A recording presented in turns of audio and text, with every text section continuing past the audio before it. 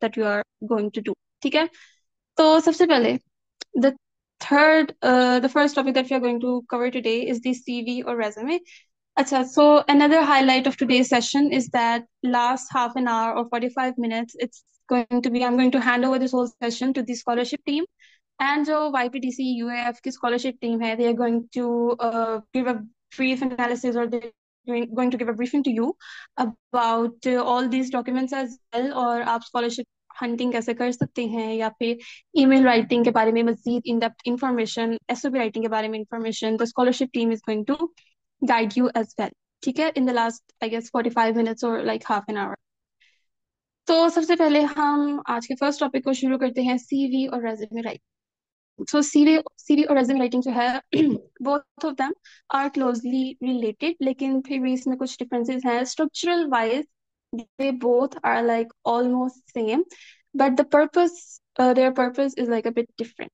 ठीक है, so हम दोनों को डिस्कस करेंगे, इनके differences को भी डिस्कस करेंगे, and we are also going to discuss their structure, when you should like which are the topics you should cover in your CV and which are the ones which you shouldn't cover in your CV as well. तो हम उस सबको detail में discuss करेंगे, and then I'm also going to show you a sample of like a really good CV. तो हम उसको भी देखेंगे और रेज्यूमे को भी साथ साथ देके चलेंगे. तो स्टार्टिंग फ्रॉम द इंट्रोडक्शन, सबसे पहले इन दोनों में डिफरेंस देखना जरूरी है, सीवी और रेज्यूमे में. अच्छा, एक इंटरव्यू में कुछ कंपनीज ये भी क्वेश्चन पूछते हैं that what CV stands for. ठीक है, curriculum Vite, it stands for this. So you should know that it's just like a general knowledge information, but they could ask you anything, okay? So the difference between them is like CV is typically longer and more detailed than a resume. जो resume होती है ना, it's basically most of the times ये one pager document होता है आपका. ठीक है, resume, और आप अपनी resume में थोड़ी सी information को concise करके बताते हैं, और आप specifically target करते हैं specific areas को जो कि आपको include करना आप जरूरी समझते हैं in your research या in your job application. जबकि जो CV होती है ना, CV में you can include your any type of volunteer work, your any type of community work, आपके कोई भी awards हैं, your publications, आप उसमें हर चीज को include कर सकते हैं. But then again, even if it's a detailed document, even if it's more longer than the resume, the CV, I guess, shouldn't exceed 2 pages. ठीक है, 4 to 5 pages की जो CV होती है ना, it's boring and it got rejected. Like chances of rejection are higher of longer CV. So वैसे तो 1 pager is like more than enough. But if you have a lot of achievements, अगर आपने बहुत कुछ उसमें include आप करना चाह रही हैं, then maximum it should be of 2 pages. It shouldn't exceed the 2 page format. Okay. उसके अलावा it includes a full overview of academic history, achievements, research, and publications if you have any, okay, suitable for academic research and scholarship applications. ठीक है, most of the scholarships जो हैं वो आपकी CV ही मांगते हैं instead of resume.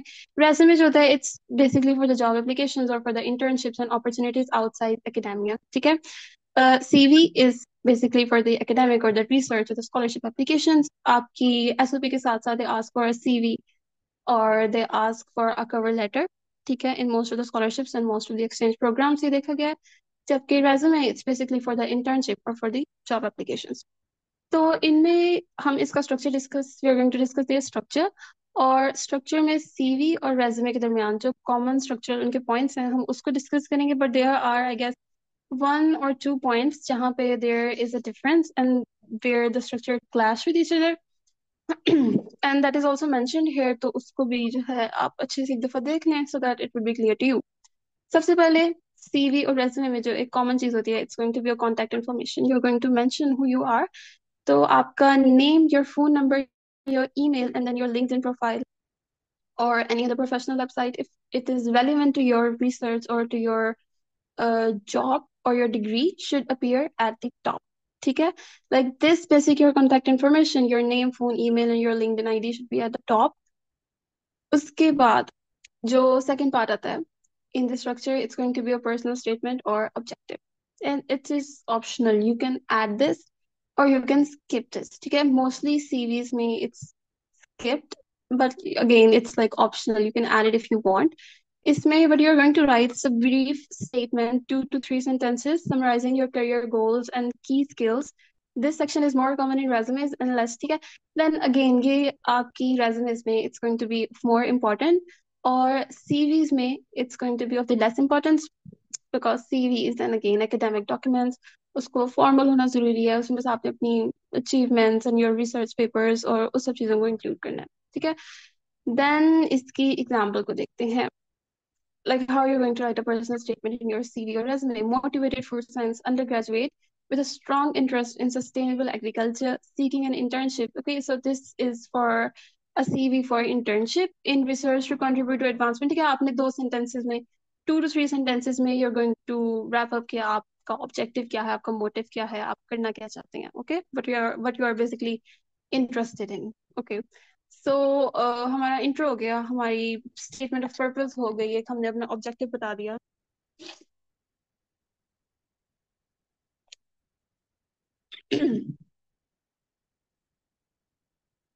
ओके, सो आपने अपना पर्पस बता दिया, आपने अपना ऑब्जेक्टिव बता दिया। Then the next thing it's going to be your education background, ठीक है। आपने आपकी एजुकेशनल बैकग्राउंड क्या है। अच्छा, अब इसमें एक पॉइंट होता है that's going to be in the descending order. what do I mean by descending order? Like if you are currently studying at university, तो आप सबसे पहले उसको मेंशन करेंगे, ठीक है। Then if you want to mention कि मैंने अपनी कॉलेज कहाँ में गई हूँ, like where did I get my FSc और लाइक वो सब कुछ, तो वो उसके बाद आएगा। And then your schooling if you want to mention that, तो वो उसके बाद आएगी, ठीक है। मतलब सबसे पहले आपकी जो आप रिसेंटली काम कर रही हैं वो आएगा, एंड देन उसकी मतलब बैकवर्ड क्रोनोलॉजिकल ऑर्डर में हम उसको जो है लिखेंगे, ठीक है। List your university degree major and expected graduation date, includes your honours, आप उसमें कोर्सेज को इंक्लूड कर सकते हैं। जैसे यहाँ पे एग्जांपल में दिया हुआ है, university of X Y Z city state, bachelor of science environmental science, आपने अपनी डिग्री मेंशन करनी है, your major, your minor, your expected graduation date, your CGPA, then your relevant coursework and your honors if there is any and if it's relevant, ठीक है। mention your CGPA if it's strong, ठीक है। अगर तो it's compulsory, आपको किसी भी job application में या किसी स्कॉलरशिप में या किसी एक्सचेंज प्रोग्राम में उन्होंने कहा है that do mention your CV, या फिर अगर उन्होंने नहीं भी कहा बट दैट पर्टिकुलर स्कॉलरशिप उसकी एक डिमांड है कि आपकी फॉर एग्जांपल इस स्कॉलरशिप में अप्लाई करने के लिए your CGPA must be 3.5 plus, then mention your CGPA in your CV, ठीक है। देन ऑब्वियसली आप तभी उस स्कॉलरशिप के लिए अप्लाई करें if your CGPA is 3.5 plus या उससे ज्यादा है, ठीक है। Then it's going be a strong point. लेकिन if you have a lower CGPA और उस स्कॉलरशिप की डिमांड नहीं है, हाई सीजीपीए या स्कॉलरशिप की डिमांड नहीं है कि the student should be really really good in the academic skills, then don't mention that, only mention your CGPA अगर वो एक इंपॉर्टेंट पॉइंट है। अगर आई गेस 3.5 से प्लस या 3.5 के राउंड अबाउट है, यू कैन मेंशन दैट। अगर वो थोड़ी ज्यादा लो है, then just skip that, it's going to give a bad impression. Okay, then moving forward, हमारा जो नेक्स्ट सेशन है, हमने अपने एकेडेमिया को कवर कर लिया and now we are going to focus on our work experience, like what did we do. अच्छा, अब वर्क एक्सपीरियंस जो है it varies as we are like undergraduate students, so we have like zero work experience, but we could include our internships or volunteer positions, like how much we are involved on campus, हमने community को कैसे contribute किया है, how did we serve the other students अपनी degree के साथ साथ, ठीक है। क्योंकि वर्क एक्सपीरियंस की जगह you can like skip this वाला like topic and you can write volunteer positions और सर्विंग द कम्युनिटी, इस तरह का आपको इसको हेडिंग देके यू कैन राइट दैट, ठीक है। जैसे यहाँ पे लिखा हुआ है कि assisted in conducting experiments on soil quality and water retention in urban agriculture, ठीक है। आपकी जो को करिकुलर एक्टिविटीज रही हैं on the campus on your college, आप उनको मेंशन कर सकते हैं यहाँ पे, rather it's a CV or if it's a resume, एक अच्छा impression देगा that yes the student is involved in both curricular and non-curricular activities as well, ठीक है।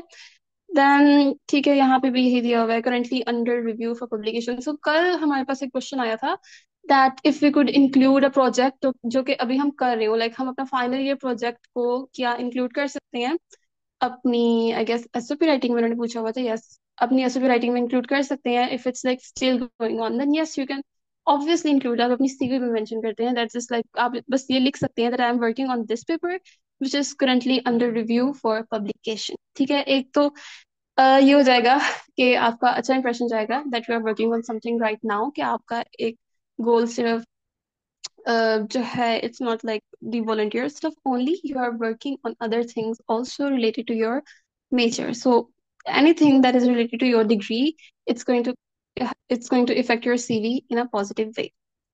ओके सो वर्क एक्सपीरियंस के बाद हम स्किल्स पे आ जाते हैं. अब स्किल्स वाला जो सेक्शन होता है ना, ये भी एक इम्पोर्टेंट सेक्शन होता है, we could say that.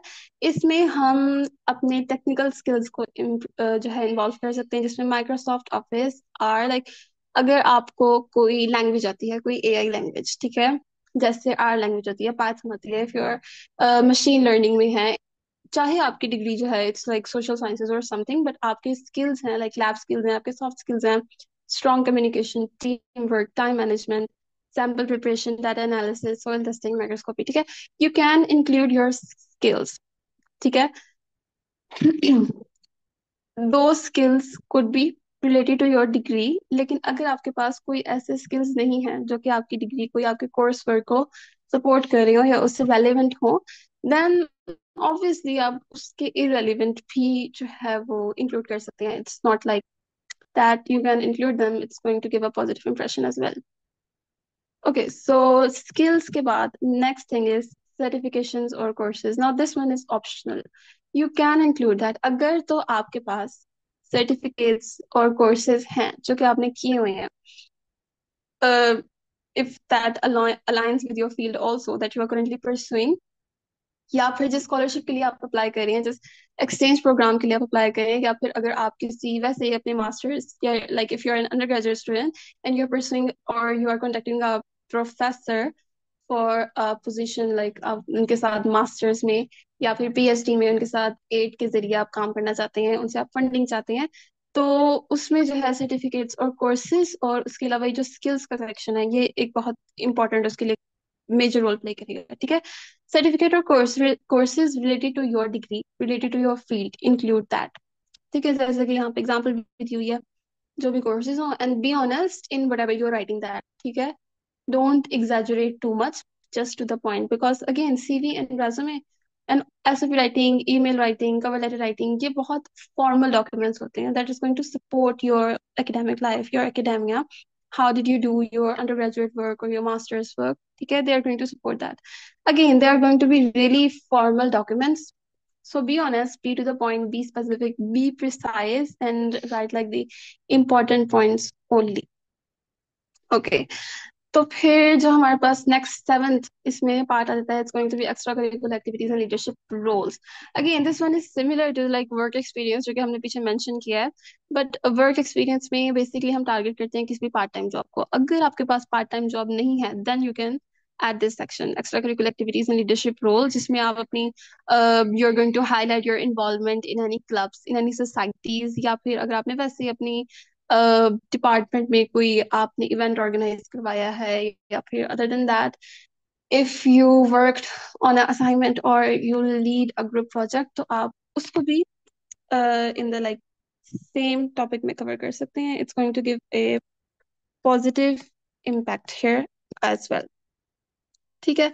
Extra curricular activities में organised campus wide events promoting sustainability and conservation, coordinated a team. ठीक है, ये आपकी टीम मैनेजमेंट स्किल्स को भी सपोर्ट करेंगे. If you wrote in your previous skills वाले section में, if you wrote कि you are a great leader, you work good under pressure, तो अगर आप फिर अपनी extracurricular activities में you write these examples, so obviously it's going to support that, it's going to give a positive impression to the person reading your CV. देन हमारे पास honours and award. Again ये वाला सेक्शन भी it's optional. अगर तो आपके पास अवार्ड्स हैं, if you have any honours और awards, then include that. Okay, so ये भी इसमें एक important point है that if you received any academic or professional awards, scholarships or recognition, list them here to enhance your credibility. ठीक है. Again, if you have any, you can include that. लेकिन अगर आपके पास नहीं है, so just skip it. If you don't have the experience, if you don't have the honors, if you haven't done any volunteer work, then skip it. Be honest in whatever you're writing on your CV or your resume.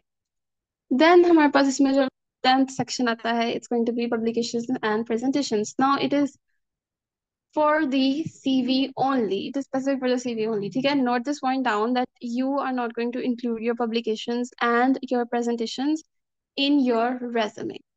ठीक है? I hope that I'm clear with this. Only include your publications on your CV. तो जैसे यहाँ पे example दी हुई है impacts of urban agriculture, ठीक है, यहाँ पे किसी भी रिसर्च आर्टिकल की या फिर किसी भी टाइप के आर्टिकल्स की, किसी बुक चैप्टर्स की that you have published, only include this in your CV.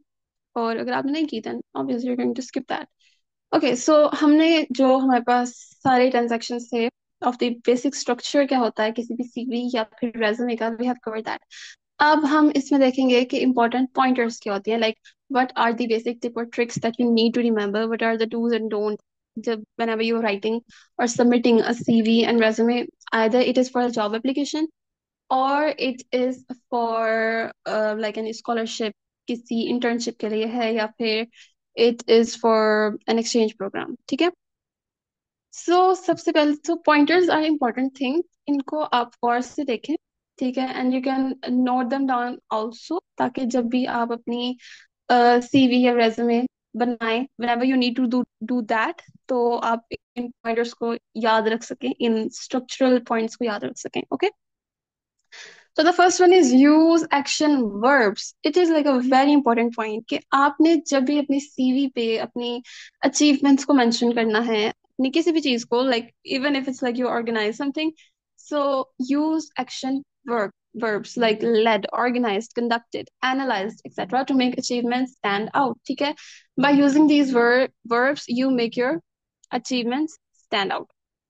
Okay, so second one is quality achievements. ठीक है, where possible, add numbers to provide concrete evidence of your achievements. ठीक है, like I increased the membership of this club by 25%. Okay, I analyzed data from 500 plus samples. ठीक है, इसमें आप stats को include कर सकते हैं. It's going to give a positive impression on your CV or on your resume.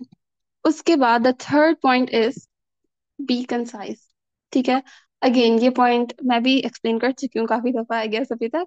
You need to be concise in your CV, ठीक है, because again CV and resume it's going to be a one pager, like resume it's going to be one pager, CV ज्यादा से ज्यादा it's going to be two pages. So you need to be concise, you need to be specific. आपको एक ही बात को बार बार repeat करने की जरूरत नहीं है, बस अपना वर्क बैकग्राउंड बताएं और एक्सपीरियंस बताएं, if you have any publications वगैरह तो उसको बता दें, that's it, that's all. Explanation if it's asked तो हम वो अपनी पर्सनल स्टेटमेंट में देते होते हैं, ठीक है। कवर लेटर में भी we don't write like too much explanation, we don't exaggerate it too much. SOP में भी हम टू द पॉइंट रख के बात करते हैं, to the whatever question is being asked, ठीक है। If they are asking about our leadership roles, तो हम अपनी एकेडमिया बनाने के बाद we focus on our leadership roles only, ठीक है। So like again all of them are different, but specific pointers need to be kept in mind whenever you're writing anything. Okay, moving further, what do we have next? We have customize for each application. ठीक है, again ये point हमने अपनी SOP writing में भी कल discuss किया था, that your SOP or your personal statement, it's going to be different depending upon each scholarship you are applying for. ऐसा नहीं होगा कि आप एक अपनी पर्सनल स्टेटमेंट लिख लेंगे and then you copy pasted that and you submit that in each and every scholarship or exchange program or job application that you're going to apply for. ठीक है, ऐसा नहीं होगा. You need to customize that because her scholarship की requirements different होती हैं. हर professor को जब आप email करते हैं for inquiring about if they need a student as an assistant, so her professor की research different होती है. ऐसे ही हर CV को आपको टेलर करना पड़ता है for whatever the job you are applying for. अच्छा, CV में टेलरिंग का काम इतना ज्यादा नहीं होता I suppose, but after some time obviously आपके achievements में इजाफा हुआ होगा, आपके semester change हुए होंगे, your CGPA would be like different, तो अपनी CV को from time to time tailor that with the most relevant skills, experiences and achievements to make it stand out. Then proofreading किसी भी academic documents में it's really necessary to check for typos, grammatical errors, and consistency in formatting. A polished document makes a strong impression. Okay. Moving forward, keep formatting simple and professional. अच्छा ये जो point है ना, it's like really important in CV writing तो especially because I have seen like hundreds and thousands of CVs with like so fancy templates and they are like not acceptable. Again, CV is going to be a really formal document. जितना आपका template simple होगा, जितनी to the point आपने बात की होगी ना, जितना प्रोफेशनल आप टेम्पलेट उसके लिए यूज करेंगे उतना ही अच्छा होगा, ठीक है। Don't use too much fancy और कर्सिव उसमें जो राइटिंग होती है, don't use that, just use simple fonts like Arial होता है या फिर Times New Roman are mostly use, ठीक है। एंड रीडेबल साइज होना चाहिए, उसका साइज बहुत बड़ा नहीं होना चाहिए, बहुत छोटा नहीं होना चाहिए। Ensure consistent spacing and bullet point, फिर उसका जो फुल हमारे पास जो फॉर्मेट होता है वो पूरा एक जैसा होना चाहिए, ठीक है। ऐसा नहीं होना चाहिए that one section is like you written too much in that section and that section has like too much line spacing between it and the other section is like too small and you have written literally nothing in that, ठीक है। there should be a consistency, ठीक है। एक तो इसका फायदा होगा कि सीवी देखने में अच्छी लगेगी, ठीक है, like first impression is the last impression, ठीक है। तो it also makes your CV stand out somehow. अपनी सीवी को बहुत ज्यादा फैंसी बनाने से, बहुत ज्यादा उसको डेकोरेट करने से आपको जो है you are not going to get the job. अपनी सीवी को इम्पैक्टफुल बनाने की जरूरत है, उसको फॉर्मल रखने की जरूरत है। Okay, so this was it for the CV and resume. Now I am going to show you a template. Yes, here it is. It is like a sample of a good CV and good resume. CV का अलग है and then resume का obviously अलग है.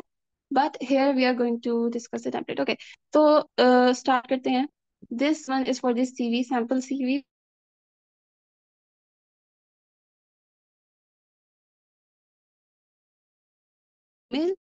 ताकि वो आपसे contact कर सके एंड लिंक्डइन प्रोफाइल, ठीक है। I would suggest that include your LinkedIn profile. बहुत से लोग क्या करते हैं, तो इंक्लूड देयर ट्विटर या फिर इस तरह के accounts, it shouldn't be there, ठीक है। वो it doesn't make a good impression I think. So आप अपनी लिंक्डइन प्रोफाइल को इंक्लूड कर सकते हैं, rather it's like a lot or not, but include it, it's going to give a positive point, okay। next obviously हमारा objective आ जाता है, in like 2 to 3 lines you're going to explain अपनी degree से related, अपने course work से related, whatever your objective is, then your education, ठीक है। Again education is going to be in the reverse order. सबसे पहले अच्छा इसमें एक ही लिखिए, in you can include like your college and school background if you want to, but you know what most people skip it because I don't think आपकी CV में या आपकी प्रोफेशनल लाइफ में the school plays like, or the school's name plays like that much role। just include like what you are doing right now, what's your major, what's your expected graduation date, and what's your CGPA. Like this information is more than enough. You can include your college information, but again, these sections are going to be longer and shorter, and it would give like a look of inconsistency in your like whole CV, and nobody's interested in that. Okay. Then next is research experience. ठीक है, आपने कोई भी research किया है उसको भी हम रिवर्स ऑर्डर में लिखे होते हैं, रिवर्स क्रोनोलॉजिकल ऑर्डर में हम इसको लिखते होते हैं, like the most recent and the least recent, okay। we did that and then our work experience,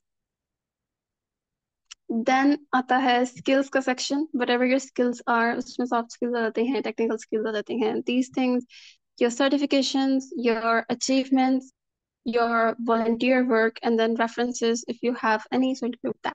and like this is how you write a CV, ठीक है। बहुत basic type और इसमें बहुत simple सा आप कोई template use कर सकते हैं। you can add a formal type of pic of yourself also in like this corner or like top left or right corner, whatever you like, okay। तो resume को भी देख लेते हैं जो कि किसी इंडस्ट्री की जॉब के लिए लिखी जाती है। अगेन फुल नेम, आपका इंट्रोडक्शन आ जाएगा, your objective, your education, your work experience, again then skill, okay. आप ऐसे बुलेट्स में लिखेंगे ना, it's going to give a good impression as well. कुछ लोगों को मैंने देखा है, they write like paragraphs and paragraphs and paragraphs on their CV and on their resume। it's difficult to read obviously। आप बुलेट्स में लिखें ताकि जो भी है आपका like rather if it's like an admission officer या फिर कोई hiring manager है, कोई भी आपके उसको पढ़ेगा and they see like वो एक line में देखे okay yes these are the skills, this is what they have done, this is their research, और उसको अंदाजा हो जाए that what kind of person you are. Again, volunteer work. Okay, so this is like the key differences between CV and resume.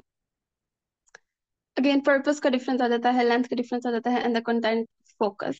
CV में basically are focused on the research, publications, and academic achievements. जबकि resume में we are focused on skills, on our work experience and professional results. ठीक है? This is like the key difference between the both of them. So this was the sample of the both CV and resume. और हमने इस point को cover कर लिया है over here. अगर anybody have any question related to this topic like CV or resume, you can ask right now in the chat box ताकि हम उसको अभी answer कर दें. If anybody has any question related to today's topic या फिर yesterday topic भी, so you can ask that. और अगर नहीं है, then we will continue towards our next topic that is going to be interview or how can you master your interview. I'm going to wait like half a minute to see if there is any question. But again, then we will like simply move forward towards our next topic.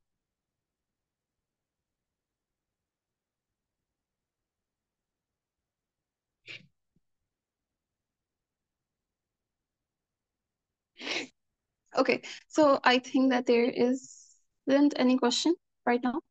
So we will move forward towards our next module, that is mastering the interviews.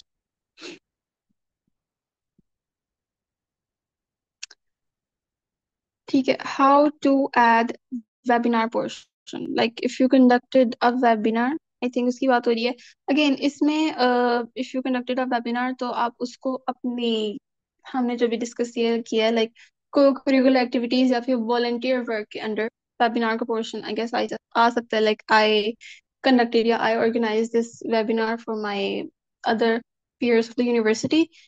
ठीक है, volunteer work के नीचे आप उसको एक sentence में एक line में लिख सकते हैं. You shouldn't add like another heading के वेबिनार पोर्शन के नाम से, just include under the same heading that. Okay, so our next and the last module of our 2-day workshop is here, which is mastering the interview. So a lot of students were actually interested in this topic because interviews I guess एक ऐसी चीज है जिससे हम लोग बहुत डरते हैं.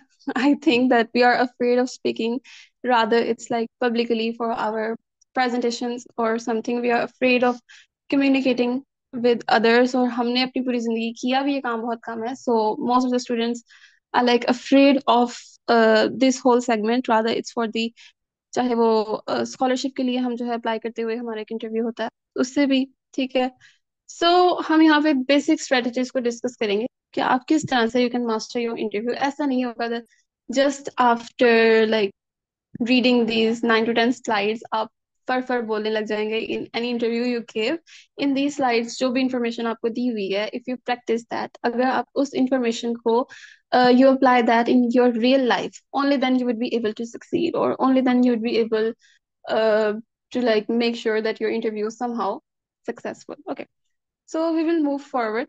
सबसे पहले content के इन slides में what you are actually going to learn, you will learn the understand the different types of the interviews with examples. ठीक है, interviews की types क्या क्या होती हैं और specific interviews किस specific area of the job या उस सब के लिए हम कर सकते हैं.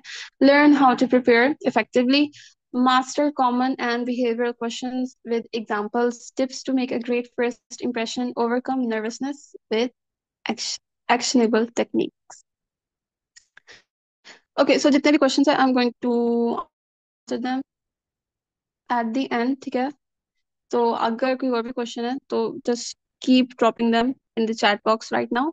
I will read them and answer each and every one of them at the end of this whole session. Okay. Okay, so moving forward, हम सबसे पहले देखेंगे कि इंटरव्यू की टाइप्स क्या क्या होती हैं. ठीक है, these are the like basic types के your interview would be one of them. सबसे पहले one on one interview आ जाता है. That is कि आप बैठे होंगे and the interviewer would be there. It would be 2 person in one room, और वो आपसे क्वेश्चन पूछेंगे and you will answer those questions. Okay, this would be like one-on-one interview. A direct interaction between you and the interviewer, such as the HR rounds interviews at the Google. ठीक है? तो इसमें it would be you and another person, or they directly ask you questions, or you will directly answer them. ठीक है? So like one-on-one interview, it's clear from the name. Then panel interviews. Panel interviews, they are mostly आप किसी government job के लिए apply करते हैं, या वैसे ही किसी एकेडेमिया से रिलेटेड किसी भी जॉब लाइक टीचर वगैरह के लिए आप अप्लाई करते हैं, so it's mostly going to be a panel interview. Panel interview में क्या होता है कि 3 to 5 मेंबर्स जो होते हैं वो बैठे होते हैं इन लाइक वन डेस्क, और एक एक करके स्टूडेंट्स जो हैं या फिर द कैंडिडेट्स जो हैं वो अंदर जाते हैं, एंड द होल पैनल में से कोई एक बंदा या 2-3 लोग, they ask a question each one of them, and then you would answer those questions on that point. ठीक है? वन ऑन वन इंटरव्यू हो गया, पैनल इंटरव्यू हो गया, then the third one is going to be a group interview. Okay, so group interview में क्या होती है, it's basically for the internships where multiple candidates interact and solve a case study together. ठीक है? So group interviews के case में क्या होती है कि like if you are applying for internship, then a lot of candidates have already applied for that. So जो वहाँ की एचआर टीम होती है, या whoever is organizing those interviews, वो क्या करती है, they divide the participants in certain groups, and then they assign one task to each group। ठीक है? और फिर वो देखते हैं, they observe actually कि हर ग्रुप में कौन कौन से लोग, how are they interacting with others, how are they actually contributing to trying to solve that specific problem, to that specific question जो कि हमने उनसे पूछा है, वो किस तरह उस क्वेश्चन को आंसर करेंगे, या वो किस तरह उस क्वेश्चन को सॉल्व करेंगे, और उस पूरे ग्रुप में कौन कौन से लोग हैं who are actually contributing in that case। ठीक है? सो ग्रुप इंटरव्यूज इस तरह से होते हैं, common for the internships. Then next हमारे पास आ जाता है बिहेवियरल इंटरव्यू। एग्जाम्पल है questions like tell me about a time you managed a team under pressure. ठीक है? इसमें आपसे बिहेवियरल इंटरव्यूज में आपके बिहेवियर के रिलेटेड क्वेश्चंस पूछे जाते हैं। ठीक है? It's like so obvious from the name also. Tell me about yourself, or tell me about you worked under pressure. Tell me about a time when you solved a great problem by yourself. Tell me a moment or a time when you led a group easily। ठीक है? You led a team easily। ठीक है? इस तरह के questions about your behavior, about to know your personality or what kind of worker you are। तो उसके बारे में, when they are going to do that, then they will ask behavioral questions। Then the next one is technical interview। Technical interviews mostly ये होते हैं coding test for software engineers और case study presentations for consultant. ठीक है? If you are a software engineer और computer science student, so आपके लिए जो होते हैं वो technical interview होते हैं। Then next is the virtual interview। So virtual interviews are like, I guess virtual interviews and panel interviews are like most common over here। virtual interviews में क्या होता है कि example, online video interviews via Zoom or Microsoft Teams often used for remote roles।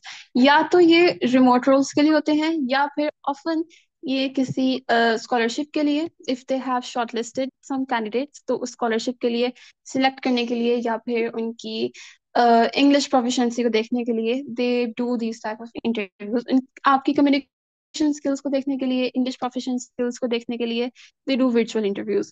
या फिर एक ये भी होती है कि लाइक जब अंडर ग्रेजुएट स्टूडेंट्स होते हैं and they apply for masters और पीएचडी रिसर्च के लिए, लाइक रिसर्च असिस्टेंट के लिए, they apply like an email or like an application or something like that to the professors overseas। तो उन वो प्रोफेसर शॉर्टलिस्ट करते हैं, या फिर वो प्रोफेसर जब सिलेक्ट करते हैं सर्टेन कैंडिडेट्स को, तो उनका एक वर्चुअल इंटरव्यू लेते हैं ये देखने के लिए that what kind of person you actually are.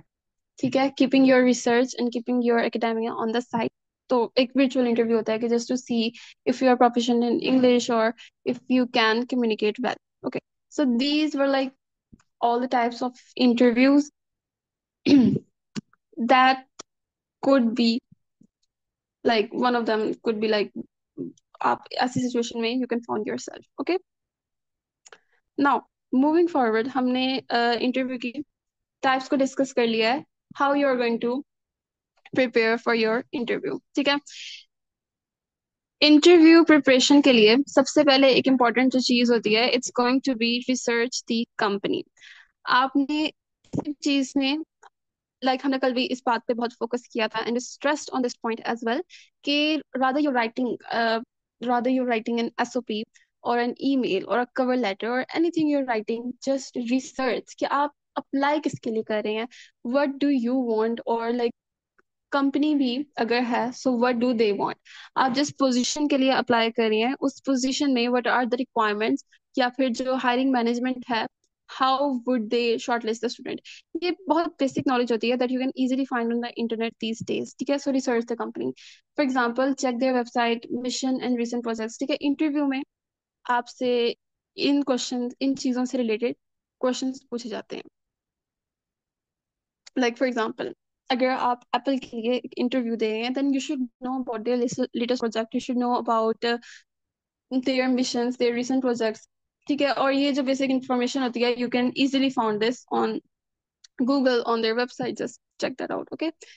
Then second thing is understand the role. आप जिस भी रोल के लिए अप्लाई कर रहे हैं you should know that what are the requirements of that specific role. You should be familiar with that. Like, for example, if you're applying for a marketing associate role, be familiar with social media strategies and tools, ठीक है। Obviously, जिस भी job के लिए आप apply करें आपको पता उस जॉब की ABC के बारे में आपको पता होना चाहिए, because they are going to ask, like, for example, again हम इसी एग्जांपल को अगर लेके चलें, like if you're applying to be a marketing associate, ठीक है, at a certain company, तो what kind of questions they could ask for you, like for example क्या वो क्या ही पूछ सकते हैं, वो आपसे ये पूछ सकते हैं कि how are you going to manage our social media, or how do you think you can increase our social media engagement, ठीक है, और what are your achievements in the past, ठीक है। इस तरह के क्वेश्चन वो पूछ सकते हैं आपसे। So at least you should have a basic knowledge about your own field. Then the third point is review your resume. Be prepared to explain your internship, ठीक है। अगर आपकी कोई इंटर्नशिप, कोई रिसर्च प्रोग्राम, कोई पब्लिकेशन आपकी resume या CV पे मेंशन है तो आपको उसके बारे में कंप्लीट नॉलेज होना चाहिए, because they could ask questions related to that also, ठीक है। आपकी सीवी उनके हाथ में होगी और वो उससे रिलेटेड आपसे क्वेश्चंस पूछ सकते हैं कि अच्छा you intern here, can you tell me about how did you solve this thing, और how did you manage this thing, ठीक है। So they could ask questions related to that. Then obviously plan your attire. An interview is again a very formal kind of gathering, so wear a formal suit or a formal clothes, okay? Then mock interviews, practice with a friend, ठीक है। mock interviews में ये आ जाता है कि आप जो हैं अपने किसी फ्रेंड के साथ प्रैक्टिस कर सकते हैं, या फिर you can use some AI tools, उसके साथ भी you can practice that, ठीक है। आजकल तो like everyone knows about AI and AI is accessible to everybody, so use that to research the company, ठीक है। आप उसके साथ एक इंटरव्यू की आप प्रैक्टिस कर सकते हैं, आप उसको इंस्ट्रक्शंस दे सकते हैं, like I'm going to apply for this interview, can you act as an interviewer and ask me some common questions or ask me some questions related to my CV, ठीक है। So practice on that, and then you can also ask them, or also ask AI कि जो है मुझे बताएं कि मेरी performance कैसी थी, और if you were the hiring manager would you hire me, ठीक है। Just do that, everything is available these days, you just need to come out of the box and think a little. Then next questions, जो हमारा next topic आता है, it would be common questions, ठीक है, कि किस type के questions वो आप लोगों से पूछ सकते हैं। मोस्टली जो क्वेश्चन पूछे जाते हैं सबसे पहला होता है tell me about yourself. Then जो एक बीच में क्वेश्चन पूछा जाता है it would be why do you want this job. And then again जो थर्ड क्वार्टर में क्वेश्चन पूछा जाता है it's going to be what are your strengths and weaknesses, ठीक है। सो इस तरह के कॉमन क्वेश्चन जो कि आप किसी भी जॉब के लिए अप्लाई कर रहे हैं, कोई भी जॉब हो, वो आपसे ये 3-4 सवाल पूछ सकते हैं। सो आपको इनके आंसर्स तो आपके फिंगर टिप्स पे होने चाहिए, ठीक है। Tell me about yourself. अच्छा, जब भी ये क्वेश्चन पूछते हैं ना, most of the people they try matlab they start answering that, okay, my name is this, my father's name is this, my mother's name is this, I grew up here, I attended this school, I went there, like they start writing a whole introduction about yourself, they didn't ask about that, ठीक है। मतलब they are hiring you, so obviously उनको information चाहिए आपके बारे में, but related to your field again। तो इसमें इस क्वेश्चन को आंसर करने का जो बेस्ट तरीका होता है ना, सबसे पहले आपने बताना है about yourself, like my name is this and I am a recent graduate in marketing with passion for digital media during my internship here I increase social media engagement by 25%. इसके बाद वाला पार्ट जो है ना, it's really important, ठीक है। अच्छा, अब tell me about yourself. एक इंट्रोडक्शन के पार्ट में मोस्ट कॉमन मिस्टेक्स जो अक्सर स्टूडेंट्स और अक्सर कैंडिडेट्स वो ये करते हैं कि जो भी इंफॉर्मेशन उनकी सीवी पे लिखी है ना, दे स्टार्ट ट्रांसलेटिंग और transcribing that information in answering that question as well, ठीक है, which is like completely wrong. आपकी सीवी उनके हाथ में है, they already know that information about yourself. You need to tell them something that they don't know, like what are your hobbies, ठीक है, what are your interests other than this, or other than attending the lectures आप university में क्या करते थे, like for example ये चीजें, ठीक है। बेसिकली इसमें हॉबीज वगैरह आ जाती हैं। सो आपने इन दो लाइंस के बाद इंक्लूड a 2 sentence more कि these are my hobbies, I'm passionate about serving my community this way, ठीक है। बेसिकली हम अपनी पर्सनल स्टेटमेंट में जो डायलॉग्स को इंक्लूड करते हैं, यू कैन इंक्लूड दैट, ठीक है। It would give a positive impression, because ये वाली जो चीजें हैं ना, ये तो सब सारे कैंडिडेट्स बता रहे होंगे। So how you are going to stand out, उसको थोड़ा सा यूनिक बना के, ठीक है। तो tell something about yourself that isn't mentioned on your CV और resume. Okay, moving forward towards the next question, जो कि मोस्टली पूछा जाता है, why do you want this job, ठीक है, आपको ये जॉब क्यों चाहिए। या फिर they can also like mould this question like why should we hire you, why are you perfect fit. अब इसी इसी चीज को हमने कल भी डिस्कस किया था in like our SOP writing, in the section of program fit वाले सेक्शन में, ठीक है। करियर गोल्स के बाद था प्रोग्राम फिट, उसमें भी हमने सेम थिंग को डिस्कस किया था। तो इसके आप आंसरिंग में, in answering this question, again, your research about the company is really important. I admire ABC companies' commitment to sustainability. I want to contribute by enhancing their digital presence. ठीक है, why do you want this job? Okay, I am interested in this, like your company is working on sustainability. I'm really interested, like, or sustainability is like my goal since I started my undergraduate program. So I think that I could work really well in your work environment. ठीक है, इस तरह से you are going to tell them about yourself and about your interest in this question. Okay, again, research is really important, and then be specific to the question as well जो आपसे पूछा जा रहा है उसी का जवाब दें। Then the third important question is what are your strengths and weaknesses, ठीक है। इसको भी बहुत पूछा जाता है इस क्वेश्चन को, and most of the candidates answer it like my strengths are this and I don't have any weaknesses. Now this is such a bad way of answering a question. You are being a narcissist and this is like it's going to affect badly your interview. So हर इंसान के there are some certain strengths and certain weaknesses, तो आप उनको include कर सकते हैं। Like for example यहाँ पे एक आंसर दिया हुआ है, my strength is attention to detail which has helped me manage complex projects. My weakness is overcommitting, but I have learned to manage priorities better. ठीक है, आपकी जो भी वीकनेस है, like for example you can say like my weakness is public speaking, but I have overcome my this weakness as well. तो आप इस तरह से you can answer that question. Okay, so after these common questions जो है we will move forward, ठीक है। Okay, so this is a really एक मजे की चीज है, हम इसको कह सकते हैं, which is the star method of answering the question, ठीक है। फॉर एग्जाम्पल आपसे क्वेश्चन पूछा गया है and you don't know how to answer that, या फिर आपको नहीं पता कि आपको अपने आंसर को इंटरप्रेट किस तरह से करना है, so you would use star method. Now what is star method? Star method is like an acronym of certain things, हम इसको डिस्कस करते हैं। S stands for situation, see the context, ठीक है। T stands for task, describe your role. A stands for action, explain the steps you took. And R for the result, share the outcome, ठीक है। हम example को पहले देखते हैं because I think अगर आप एग्जाम्पल देखेंगे तो आपको एक अच्छी तरह से उसकी इन डेप्थ उसकी समझ आ जाएगी। नाउ फॉर एग्जाम्पल आपसे क्वेश्चन पूछा जाए during your interview, describe a time you solve a challenging problem, ठीक है। अब आपने इस क्वेश्चन को आंसर कैसे करना है? Use a star method. सबसे पहले मेक अ सिचुएशन क्या है?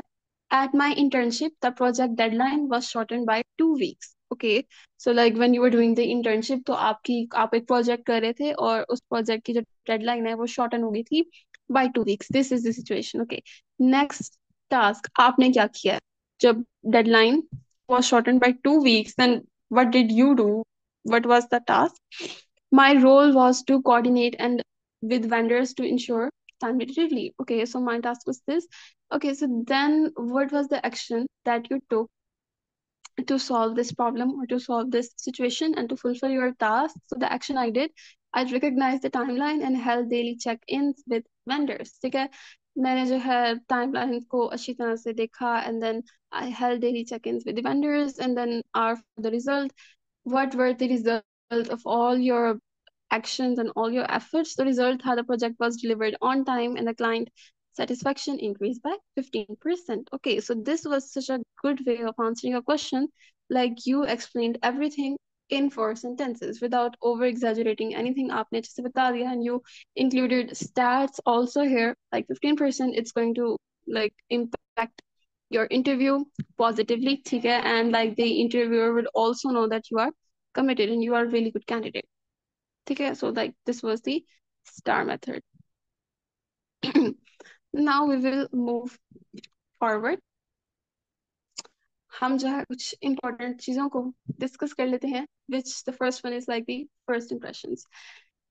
जब भी आप interview दे रहे हैं, then yes, the first impression matters. Many people ask that, like, do the first impression matters? Yes, it matters greatly. So आपने अपने first impression को अच्छा बनाने के लिए, what are the steps that you could take? Arrive 10 to 15 minutes early. और अच्छा, virtual interviews भी अगर हो रहे हैं, so in Pakistan mostly we are having internet problems these days, या फिर वैसे भी if your Wi-Fi is glitching, to make sure that you have a stable connection, and make sure that आप अगर Zoom के जरिए दे रहे हैं या फिर Teams के through दे रहे हैं, then they are like connected and you know how to use those also. So किसी भी virtual interview के लिए अपने connection को सबसे पहले देखना जरूरी है. तो आप एक जो है एक टेस्ट ड्राइव कर सकते हैं between you and your friend. आप एक मीटिंग लॉन्च कर सकते हैं of 2 people. आप अपने माइक को चेक कर सकते हैं एक दफा अच्छे से, and if it's like you need to turn on your camera, तो आप उसमें एंगल्स और लाइटिंग वगैरह को देख सकते हैं, ठीक है? So do that, check your internet connections, see that you are familiar with the options and everything. Then next one is dress appropriately, ठीक है? Formal attire होनी चाहिए आपकी, wear neutral professional clothing unless the industry allows creative freedom. Okay. Then next one is greet warmly, smile and say it's a pleasure to meet you. ठीक है, certain protocols होते हैं of the professional gathering या फिर professional meeting के, you should follow those. Body language matters, maintain eye contact and avoid slouching. ठीक है, avoid slouching, keep a great posture and maintain eye contact as well. It would show that you are interested, you are really interested, and you are really listening to whatever they are saying. So maintaining eye contact is also important. Then virtual interview tips. I guess मैंने ये already आपके साथ discuss कर दिए हैं, but still we would go through them again, because again virtual interviews जो होते हैं ना, they are common here in Pakistan. ठीक है, हमारे यहाँ पे scholarships, exchange programs वगैरह के लिए interviews ज़्यादातर virtually ही रखे जाते हैं, या फिर I guess अब तो like जो undergraduate का last year होता है, उसमें भी like the professors वो एक interview रखते हैं. Interview नहीं, it's kind of like a test or like viva kind of thing वो रखते हैं देखने के लिए. I guess उसमें कुछ होता है, I don't clearly remember. But yes, so that is also kind of type of like a virtual interview. You should remember these, test your equipment and connection. Again, same thing, ensure proper lighting and neutral background. Look into the camera to stimulate eye contact, avoid distractions and mute notifications. If you're using Zoom, familiarize yourself with the features like screen sharing. Okay? Whatever platform you're using, either it's Zoom or Teams या कोई भी other है, so familiarize yourself with that, अपने correction वगैरह को देख लें, and again all the things are repeated here. Now how to deal with nervousness. ये एक बहुत ही common चीज है that like I guess 90% of us go through this, like nervousness during the interviews, or how to overcome nervousness when you are delivering an interview.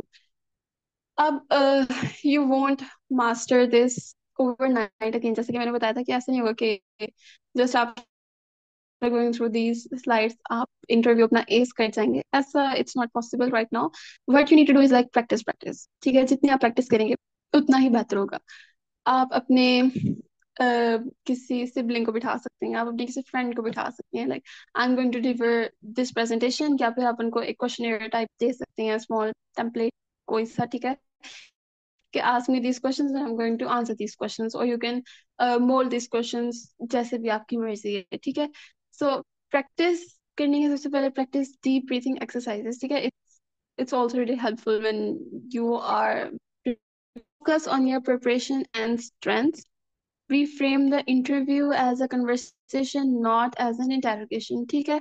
Again, जो IELTS में भी हमारा एक स्पीकिंग सेशन का मॉड्यूल होता है, उसमें भी जो सबसे अच्छी एडवाइस कोई आपको दे सकता है, that it's going to be like reframe that it's a conversation, ठीक है। ऐसा ना समझे that it's going to be a test या उन्होंने आपकी इंटेरोगेशन करनी है।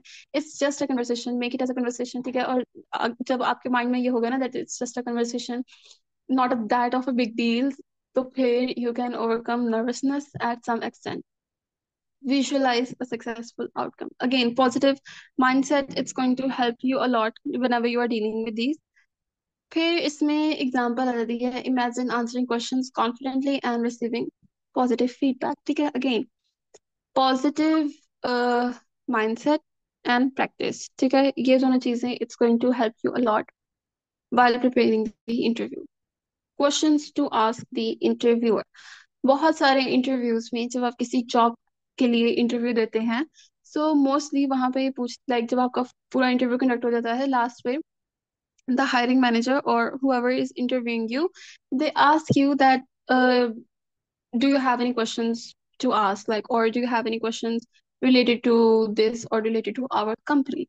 So most of the candidates उसमें कहते हैं no, we don't have any question. You shouldn't answer that question like that. आप उनसे actually inquire कर सकते हैं about your job and about the company. You should actually inquire about that, क्योंकि again ये एक आपको एक तो plus point देगा, and it will also make you stand out among the other participants as well, ठीक है। तो आप इंटरव्यूअर से कौन कौन से क्वेश्चंस पूछ सकते हैं? Common questions, what does success look like in this role, आप उनसे उस रोल के बारे में इंक्वायर कर सकते हैं जिसके लिए आप अप्लाई करें। What are the team's immediate goals, ठीक है, आप अपनी टीम के बारे में उसके गोल्स के बारे में आप पूछ सकते हैं। How does the company support employ growth, again then आप उसकी पूरी कंपनी के बारे में you can ask certain questions that how do they support the employee growth. For example, asking how do you describe the company culture shows interest and alignment, ठीक है। आप उनसे ये सारे questions जो है वो पूछ सकते हैं, and asking these questions which actually show that you are really interested in applying for that specific job or in that specific role, and you actually studied the or you actually did research on that particular role. Now, what are the do's and don'ts? हम इसको जो है discuss कर लेते हैं। So the do's are research the company, be polite and professional, follow up with a thank note, ठीक है। एक आपने thanking note का देना है, like after you are done with the interview, you would say, okay, thank you for your time, and I will look forward to this, or hearing from you, I will look forward to that. And then don'ts में आता है arriving late to the interview, interrupt or ramble, speak negatively about past employees, ठीक है। Don't ramble during your interview. Don't speak negatively about the past employees. Again, ठीक है, research the company. वही points they are repeating them again and again. Then practice makes perfect. ठीक है। Again, ये points भी हम discuss कर चुके हैं, like conduct mock interviews with peers, record yourself to evaluate tone and posture, use feedback to improve. Examples like bigger, ठीक है। आप फिर again you can use AI or some of your peers with you to conduct like a mock interviews or something, ठीक है। and then आप फिर किसी का feedback भी ले सकते हैं to answer those questions and to improve the whole thing.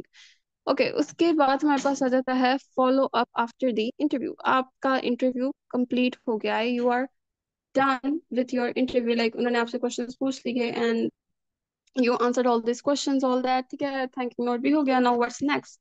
Interview के बाद what do you need to do? Send a thank you email within 24 hours, ठीक है। After like the 24, not like after 24 hours, within 24 hours आपने उनको एक thank you email भेजनी है, ठीक है। उस ईमेल में what you can include is that thank you for the opportunity to interview, I'm excited about the chance to contribute to the team, ठीक है। समथिंग लाइक दिस, आप इस तरह इसको एक्सटेंड भी कर सकते हैं, या फिर you can keep it like simple and one paragraph and be concise, like can't wait to hear from you और अबाउट दिस जॉब। ठीक है, इस तरह से। And then you can also reflect on your performance and prepare for the next steps.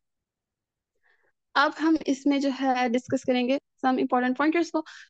Basically इन pointers को already भी मैंने साथ साथ डिस्कस कर लिया, but again we will go through it one more time, ताकि एक दफा सब कुछ क्रिस्टल क्लियर हो जाए। तो सबसे पहले है बी कॉन्फिडेंट एंड ऑथेंटिक। ठीक है, आपने कॉन्फिडेंट होना है, ऑनेस्ट होना है, whatever they are asking, whatever you should say. Encourage participants to showcase their true selves during the interview. Confidence comes from preparation. ठीक है, again, if you are prepared, तो आपके पास confidence भी होगा. If you have researched the company, if you have researched the role, then you would be confident also. ठीक है, instead of trying to memorize perfect answer, you should focus. Again, it is going to be a conversation. It's not like it's going to be an interrogation or something. It's not a test. It's going to be just a conversation. तो अगर आप उसको एक conversation की तरह पे treat करेंगे, then it's going to be a good thing. ठीक है, don't memorize perfect answers on the spot. आपको जो पूछा जाए answer that, then treat interviews as opportunities to learn. ठीक है, again, पॉजिटिव माइंडसेट का होना बहुत जरूरी है ड्यूरिंग द होल इंटरव्यू। ठीक है, if you have a positive mindset, then you are going to answer this question amazingly as well. Example देख लेते हैं। रिफ्लेक्ट ऑन द फीडबैक और moments they felt unprepared and use them. ठीक है, आपके interview के दौरान if there was a moment where you fumble a bit और you were quite nervous during at that point, तो आप, तो it's like completely fine. Reflect on that particular point and treat it as an opportunity to learn even more. Okay, stay positive even if the outcome isn't favorable. बेशक आपकी interview अच्छा ना जाए, or बेशक you want, or even like if the interview did go well and you don't get selected for that particular job or for that particular scholarship, don't be disheartened. Interview की stage तक पहुंचना ही it's like a big deal, because like applying for a specific job, फिर उसमें CVs shortlist होती हैं, and then there's a whole lot of procedure. So being shortlisted and going to this stage of interviews is like a big deal. Frame rejection as redirection, leading them closer to the roles that are a better fit. Okay, so this was the end of this whole module also. तो अगर questions हैं, just okay, so जो questions हैं in the chat box, I'm going to read that and I will try to answer them after reading them. और अगर किसी का कोई और भी question है, just drop them really quickly, ताकि हम इसको wind up करके and then I will hand this over to the scholarship team. Okay, I will answer these questions now. Degree का पार्ट होती है हमारे बैचलर डिग्री में, वो ऐड होती है जो इंटर्नशिप किया हो, हम प्रोफेशनल एक्सपीरियंस में लिखेंगे। यस, आपकी अंडर ग्रेजुएट प्रोग्राम में जो आप इंटर्नशिप करते हैं, यू कैन इंक्लूड दैट। और प्रोफेशनल एक्सपीरियंस में, yes, you can right it in your professional experiences, या फिर इन योर वर्क एक्सपीरियंस का जो हमने एक फॉर्मेट पढ़ा है उसमें भी आप लिख सकते हैं उसको। ठीक है, तो इंक्लूड इट इन दैट। ठीक है, wait a minute, I am bit lost. Okay, हाँ जी, तो जो आपकी इंटर्नशिप होती है ड्यूरिंग योर अंडर ग्रेजुएट, आप उसको इंक्लूड कर सकते हैं इन योर प्रोफेशनल एक्सपीरियंस में भी, और इन योर लाइक जो वर्क एक्सपीरियंस वाला सेक्शन था उसमें specifically include that, and it's a good expression, good impression obviously. Okay, moving further, can we use any simple format for CV, or is there any specific format for scholarship funding? Yes, there isn't any like specific format. You have to use like a simple format, जिस आप जो बताना चाह रहे हैं, it is conveyed again. अच्छा, जो format की बात आप कर रहे हैं, I would send a few sample formats भी, ठीक है, like जो printed form में होते हैं ना, I would share that also, ताकि आपको एक बार जैसे अंदाजा हो जाए। एक बहुत simple हमारे पास जब हम यूरोप पास में जाते हैं अपनी CV बनाने के लिए, then there is like a really simple and a really good template, एक blue और white कलर का होता है, या फिर there isn't any specific template, बस कोई भी simple सा template, कोई भी simple सा format, you can use that. I would also share a few formats also, जिसको आप रिव्यू कर सकते हैं। Okay, moving forward.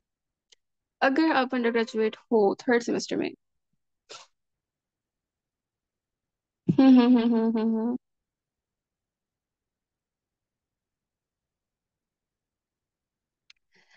ठीक है, अच्छा। So the question is that if you are an undergraduate student and you don't have like much experience in like the co-curriculum activities, आपका volunteer work ज्यादा नहीं है, और आप फिर अपनी सीवी में क्या इंक्लूड करोगे? ठीक है, मैट्रिक और इंटर के ग्रेड्स। एक्चुअली होता ही है in professional job hunting, matric और इंटर के grades they don't matter that much. ठीक है, पहली बात तो ये। But yes, you can include that in your CV. Like ये ऐसा नहीं है कि ये कोई नेगेटिव इम्पैक्ट देगा आपको। ठीक है, यू कैन इंक्लूड मैट्रिक और इंटर के ग्रेड्स ऑल्सो। और सीजीपीए लिखते हैं फर्स्ट एंड सेकंड सेमेस्टर की। अच्छा, सीजीपीए जो होती है it's like total of like your whole semesters. तो अगर आप इस टाइम थर्ड सेमेस्टर में हैं, तो आप उधर एक अपनी लाइक जैसे मैंने आपको बताया कि एकेडमिक सेक्शन के बाद यूनिवर्सिटी मेंशन करने के बाद अपनी डिग्री स्पेसिफिक मेंशन करने के बाद आप एक लिखेंगे CGPA in the current semester. और आपकी लाइक सेकंड सेमेस्टर के एंड तक जो सीजीपीए होगी आप उसको मेंशन करेंगे। ठीक है, ऐसा नहीं होगा कि आप अपनी फर्स्ट सेमेस्टर की सीजीपीए लाइक अलग जीपीए उसकी अलग मेंशन करेंगे देन सेकंड की अलग मेंशन करेंगे। You would only mention like my current semester is this and then the CGPA in the current semester is this। ठीक है, अगेन वॉलंटियर वर्क अगर ज्यादा नहीं है, so you are only third semester student, it doesn't matter that much, आप आहिस्ता आहिस्ता उसको कर सकते हैं। बट अगेन अगर आप सोसाइटीज के मेंबर हैं तो आप उसको मेंशन कर सकते हैं। If you are like an active member तो you can write that active member of this society and I am currently working on being assigned a more active role। ठीक है, but yes, I hope I answered that question as well। क्या scholarship के लिए बहुत ज्यादा volunteer work का होना जरूरी है?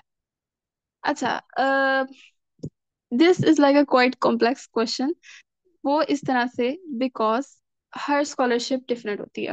ठीक है, for example I will give you an example. अभी हमारे पास एक रिसेंट स्कॉलरशिप आई थी ऑफ, स्कॉलरशिप नहीं थी, it was like an exchange program of like American UGrad के बाद जो आया था, इट वाज सूसी। ठीक है, जो एक्सचेंज प्रोग्राम था उसमें व्हाट वर द रिक्वायरमेंट्स, उसमें उन्होंने क्या कहा हुआ था? दे वर आस्किंग कि जो स्टूडेंट्स अप्लाई कर रहे हैं उनका लीडरशिप रोल होना चाहिए। ठीक है, लाइक लीडरशिप क्वालिटीज होनी चाहिए उनमें, उनके पास को करिकुलर एक्टिविटीज होनी चाहिए। लाइक जब आप इस उसी के बारे में जाकर रिसर्च करते हैं ना एंड जब आप देखते हैं उनका क्राइटेरिया क्या है, then they tell you those things. ठीक है, जब आप एक्चुअली किसी भी स्कॉलरशिप के बारे में जाकर रिसर्च करते हैं, they tell you those things कि स्टूडेंट्स के अंदर लीडरशिप क्वालिटीज होनी चाहिए, उनके अंदर जो है वॉलेंटियर वर्क उन्होंने किया हो, कम्युनिटी को सर्व किया हो, देन वो यूएसए के कल्चर को जानने के बारे में इंटरेस्टेड हो, then they are also interested in returning back to their homelands. ठीक है, उस स्कॉलरशिप की स्पेसिफिक उस एक्सचेंज प्रोग्राम की ये रिक्वायरमेंट्स थी। ठीक है, इसके अलावा हमारे पास फॉर एग्जांपल जैसे इरासमस। ठीक है, इरासमस की एग्जांपल ले लेते हैं, वो आता है, उसकी रिक्वायरमेंट्स डिफरेंट है। कोई भी स्कॉलरशिप प्रोग्राम आता है ना, उसकी रिक्वायरमेंट डिफरेंट है। लेकिन यस, वॉलंटियर वर्क का बहुत ज्यादा होना जरूरी नहीं है। ठीक है, लाइक बहुत ज्यादा वॉलंटियर वर्क का होना जरूरी नहीं है, आपके पास वॉलंटियर वर्क होना चाहिए टू सम एक्सटेंट कि आप सपोर्ट कर सकें। ठीक है, बिकॉज स्कॉलरशिप में जब आप अपनी वॉलंटियर वर्क का पॉइंट है, okay, somebody answered your question also। या कि टीम वर्किंग आती है, यस अगेन वॉलंटियर वर्क इतना ज्यादा इंपॉर्टेंट नहीं है, बट अगर हो तो वो एक पॉजिटिव पॉइंट पे जाएगा। अगेन हर स्कॉलरशिप की रिक्वायरमेंट्स डिफरेंट होती हैं, हर एक्सचेंज प्रोग्राम की रिक्वायरमेंट डिफरेंट होती है। यहाँ पे we are not targeting a specific scholarship. तो जिस भी स्कॉलरशिप के लिए आप अप्लाई करें उसके बारे में रिसर्च करना मत भूलें, so that you would know that what do you want. अगर तो वॉलंटियर वर्क मांग रहे हैं आपसे, इंक्लूड योर वॉलंटियर वर्क, और अगर वो नहीं मांग रहे then just skip that। okay,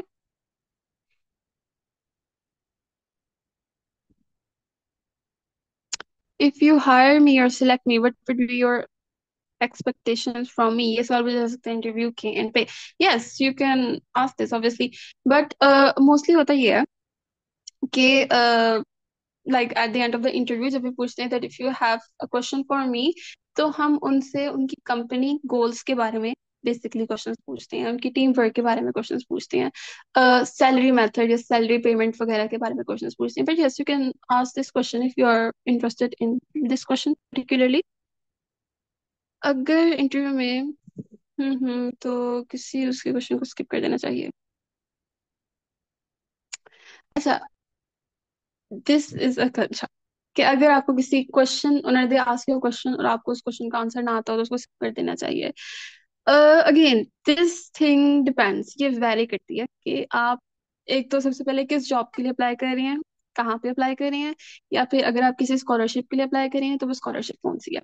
but अगर आपसे कोई क्वेश्चन पूछे और आपको उस क्वेश्चन की लाइक ABC भी नहीं पता, लाइक आपको .0 से भी नहीं पता that what are they asking, तो आप स्किप करते हैं। Instead of answering wrong, skip करना इज बेटर ऑप्शन, ठीक है। लेकिन अगर आपको उस पॉइंट के बारे में कुछ थोड़ा बहुत भी पता है ना, then you can add that, और फिर आप उसको कह सकते हैं like this was the limit of my knowledge, and I'm sorry that I don't know any much more about this specific question. So yeah, this is how much I would answer this, ठीक है। But answering wrong जो है ये एक बुरी चीज है, तो skip कर देना is a better option instead of answering wrong. Okay, तो अगर अभी भी anybody has any more questions, you can ask that. I think that I answered like all of them. अगर किसी का skip हो गया है, you can also ask that and mention this also. And if there is not any more questions, then this was the end of our workshop, of our 2-day online workshop, Pathway to Scholarships, Perfecting Your Academic Documents. Now, हम क्या करने जा रहे हैं that it's going to be a special segment for you all, and I'm going to hand over this whole meeting and this whole session to the scholarship team of YPDC UAF. So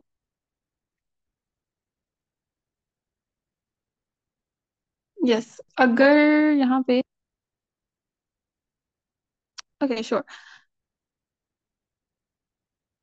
So if the person from the scholarship team is available here, so you can take over from here, or whatever you want to discuss, आप वो discuss कर सकते हैं. Okay, I'll make you the host and then we would continue the meeting as well.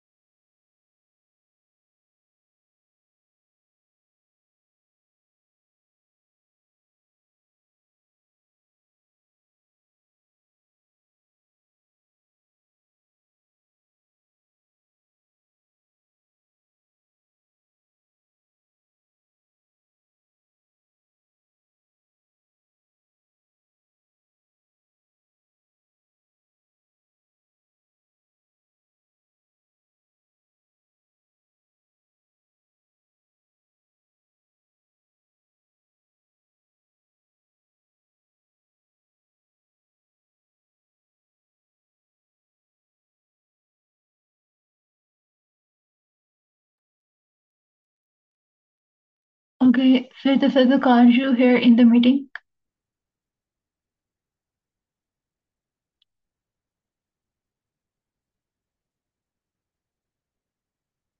Tasadduq, you can unmute yourself, और अगर आप screen share करना चाह रहे हैं यस। आप कर सकते हैं अभी। जी। Thank you.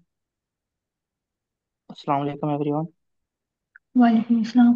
आज एम आई ऑडिबल क्लियरली? हाँ जी, you are audible. Thank you so much.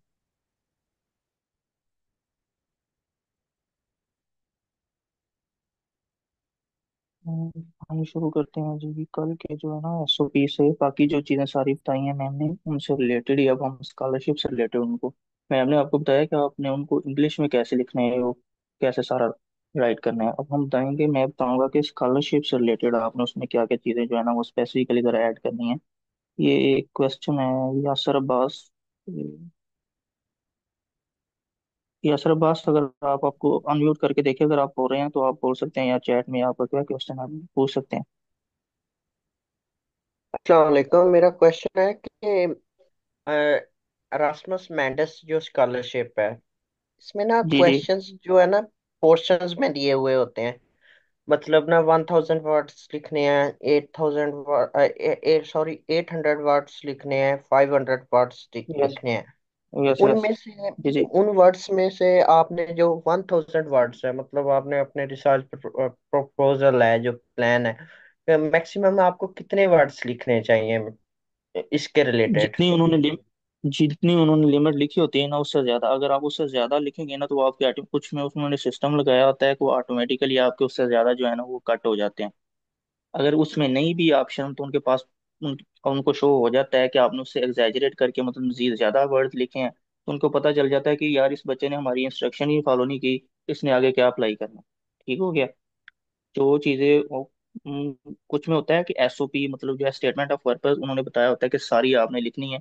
उसके अंदर ही उन्होंने क्वेश्चन बताए होते हैं, लिस्ट किए होते हैं कि ये तीन चार क्वेश्चन है कि आप इस प्रोग्राम में क्यों आए हैं, फिर आप जो है ना इस प्रोग्राम के बाद आप क्या सोच रहे हैं अपने बारे में, और इसके बाद आप अपनी कंट्री में जाएंगे तो आपको क्या फायदा होगा। उसमें जो क्वेश्चन लिखे हुए हैं ना, आपने उनको अपने एक ही 250 या 500 वर्ड में लिख के मतलब एक ही पेज में बना के वो सेंड कर देंगे। लेकिन कुछ में ऐसे होता है कि वो उन्होंने पोर्शन बकायदा बनाए होते हैं कि ये एक क्वेश्चन है कि आप इस प्रोग्राम को क्यों सिलेक्ट करना चाहते हैं, 100 वर्ड या फॉर एग्जांपल 500 वर्ड में बताएं। तो आपने उसी एक क्वेश्चन को उसी से रिलेटेड आपने चीजें लिखनी है। नेक्स्ट उनका क्वेश्चन आया कि आप में क्या लीडरशिप स्किल्स हैं, या आप अगर इसको ज्वाइन करते हैं तो हमें क्या फायदा पहुंचाएंगे, आपका ये जो कोर्स है आप जिस फील्ड में है वो इस किस तरह से आप हेल्प आउट कर सकते हैं। तो उसको क्वेश्चन को डील करने के लिए उन्होंने वर्ड लिमिट भी साथ लिखी होगी, आपने उसमें लिखना है। तो जो उन्होंने इंस्ट्रक्शंस दी होती हैं उन्हीं को फॉलो करके उसी के मुताबिक आप लिखेंगे तो ज़्यादा इफेक्टिव होगा। तो सर मेरा क्वेश्चन है इसके रिलेटेड कि मतलब ना उधर होता है, मतलब लिमिट होती है 1000। मतलब आप 1000 वर्ड से ज्यादा वर्ड्स, मैं ना बात कर रहा हूँ वेबसाइट के ऊपर ना, जो कुछ स्कॉलरशिप्स हैं एरास्मस के, उसके ऊपर ना आपने वेबसाइट के ऊपर ही लिखना होता है। वहां पर ना पोर्शन बने हुए होते हैं, उसी में जी आपने ना उसी की डाटा बात कर रहा अपना। हूँ, उसी की बात कर रहा हूँ। तो आपने डायरेक्ट उस पर थोड़ी लिखना होता है, आप पहले अपनी वर्ड की फाइल में जाएंगे, हाँ वहां जी, पर हाँ आप जी, अपनी वर्ड में लिखेंगे।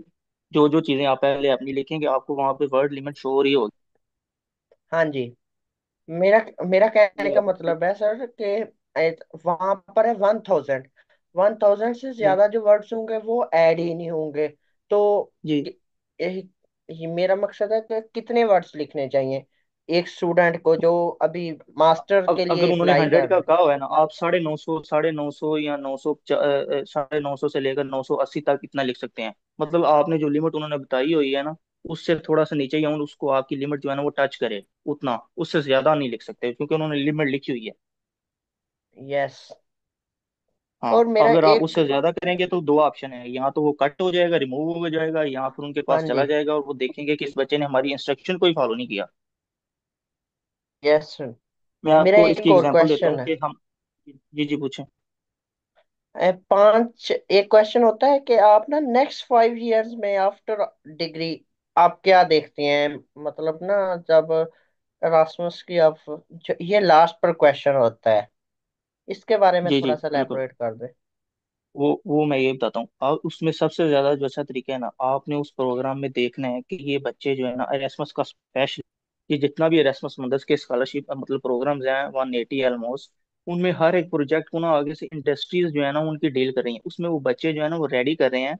आप उस वेबसाइट खोलेंगे, जो भी अपना आपका स्पेसिफिक प्रोग्राम है उससे रिलेटेड जिसमें आप अप्लाई करना चाहते हैं, आप उसको ही अगर थॉरोली रीड करेंगे ना, तो आपको पता चल जाएगा कि ये जो स्टूडेंट्स हम हमें हायर कर रहे हैं या जो ले रहे हैं, क्या ये एक एनजीओ या जो कोई काम कर रही है उसके लिए हायर कर रहे हैं, क्या इनको कोई प्रॉब्लम है स्टडी से रिलेटेड वहाँ किसी रीजन में, जो इनको एक प्रॉब्लम आई है उससे रिलेटेड कर रहे हैं।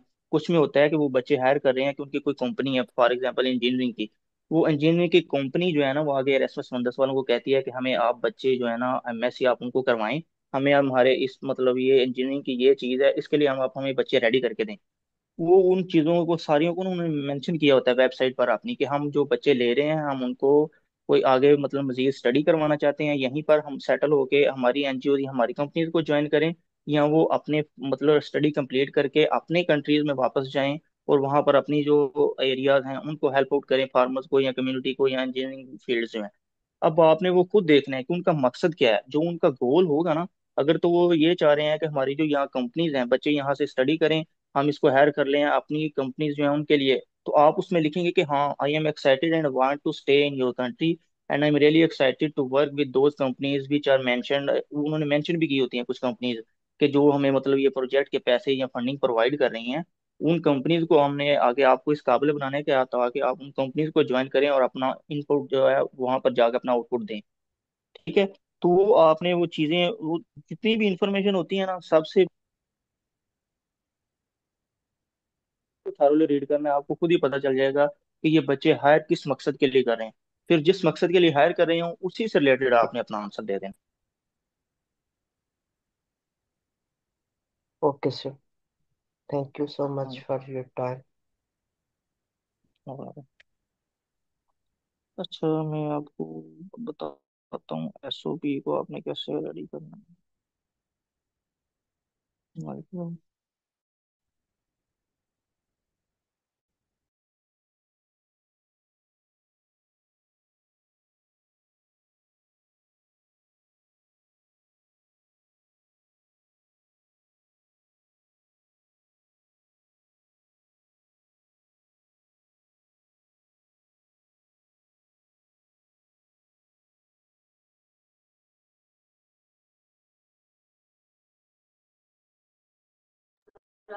ये मुझे होस्ट बना दें, वो मैं शेयर नहीं कर रहा, और व्हाइट बोर्ड से फिर अच्छी तरह से ना पता चल जाएगा।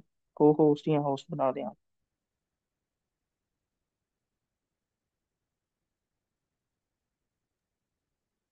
शेयर करके देखिए, आप सर स्क्रीनशॉट। एक और चीज पूछते हैं यहाँ पर ना, इंग्लिश।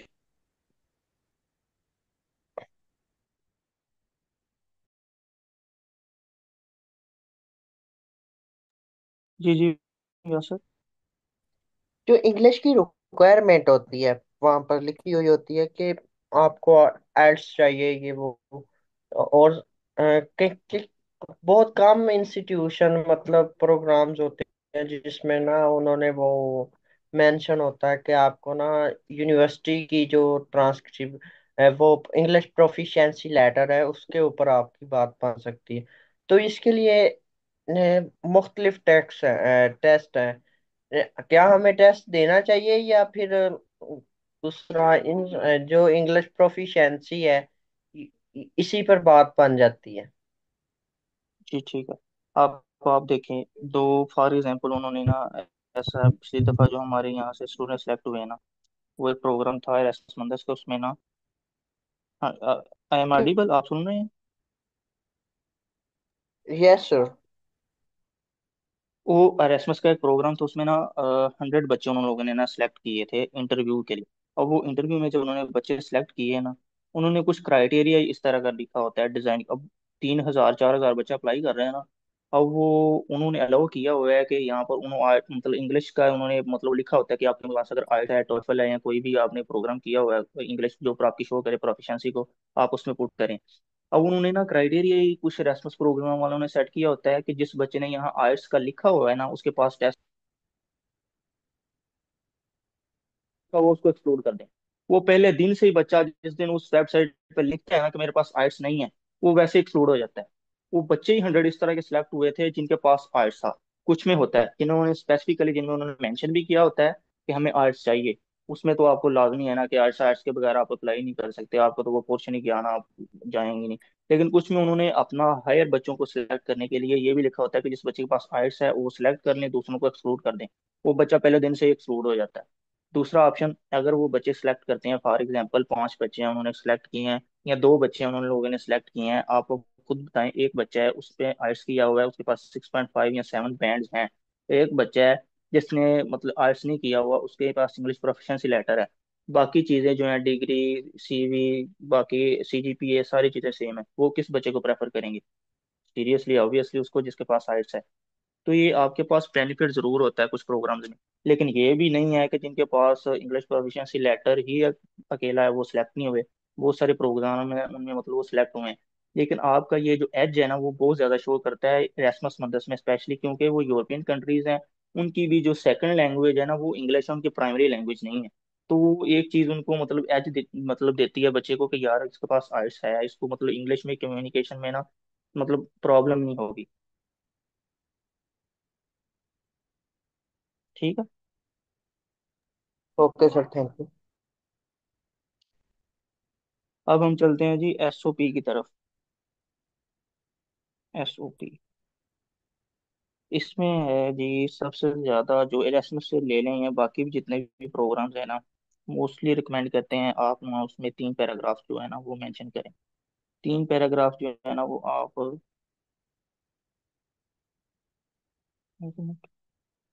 3 पैराग्राफ जो है ना वो आप अपनी मर्जी से ना अरेंज करने हैं। आप नोट्स करना किस तरह से है, फॉर एग्जाम्पल फर्स्ट मतलब जो है वो पैराग्राफ आप उसमें लिख सकते हैं कि आपका जो पास्ट एक्सपीरियंस है ना वो किस तरह से है, आपने कौन सी डिग्री की हुई है, कौन से स्टूडेंट हैं, आपने क्या क्या चीज़ें पास्ट में मतलब थ्रू आउट द डिग्री जो है ना वो आपने क्या क्या सीखा हुआ है उस स्कॉलरशिप से रिलेटेड।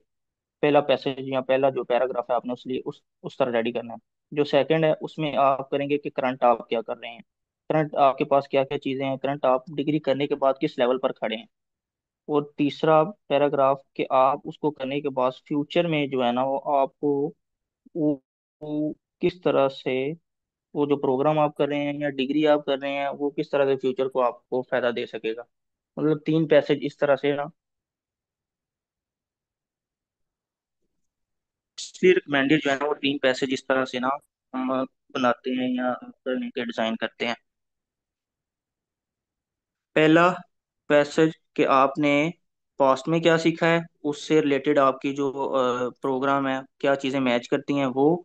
सेकेंडली करंट आप किस पोजीशन पर खड़े हैं, और तीसरा कि आप फ्यूचर में जो है ना वो क्या करेंगे इस प्रोग्राम को सीखने के बाद, जो है ना वो क्या आपके पास होगा, या आपके फ्यूचर के गोल्स कौन से हैं। तीसरे पैसेज में आप या पैराग्राफ में आप ये लिख सकते हैं।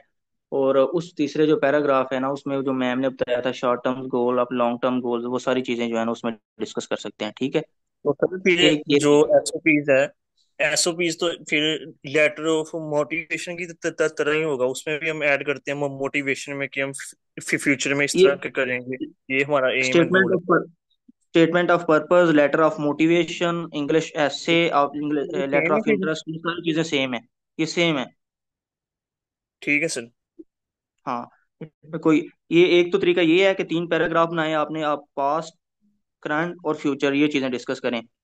ठीक है। और दूसरा इसमें होता है कि उस प्रोग्राम नंबर 1 पैराग्राफ में आप लिखें कि आपने इस जो प्रोग्राम है ना उसको सिलेक्ट क्यों किया है, why you selected this programme.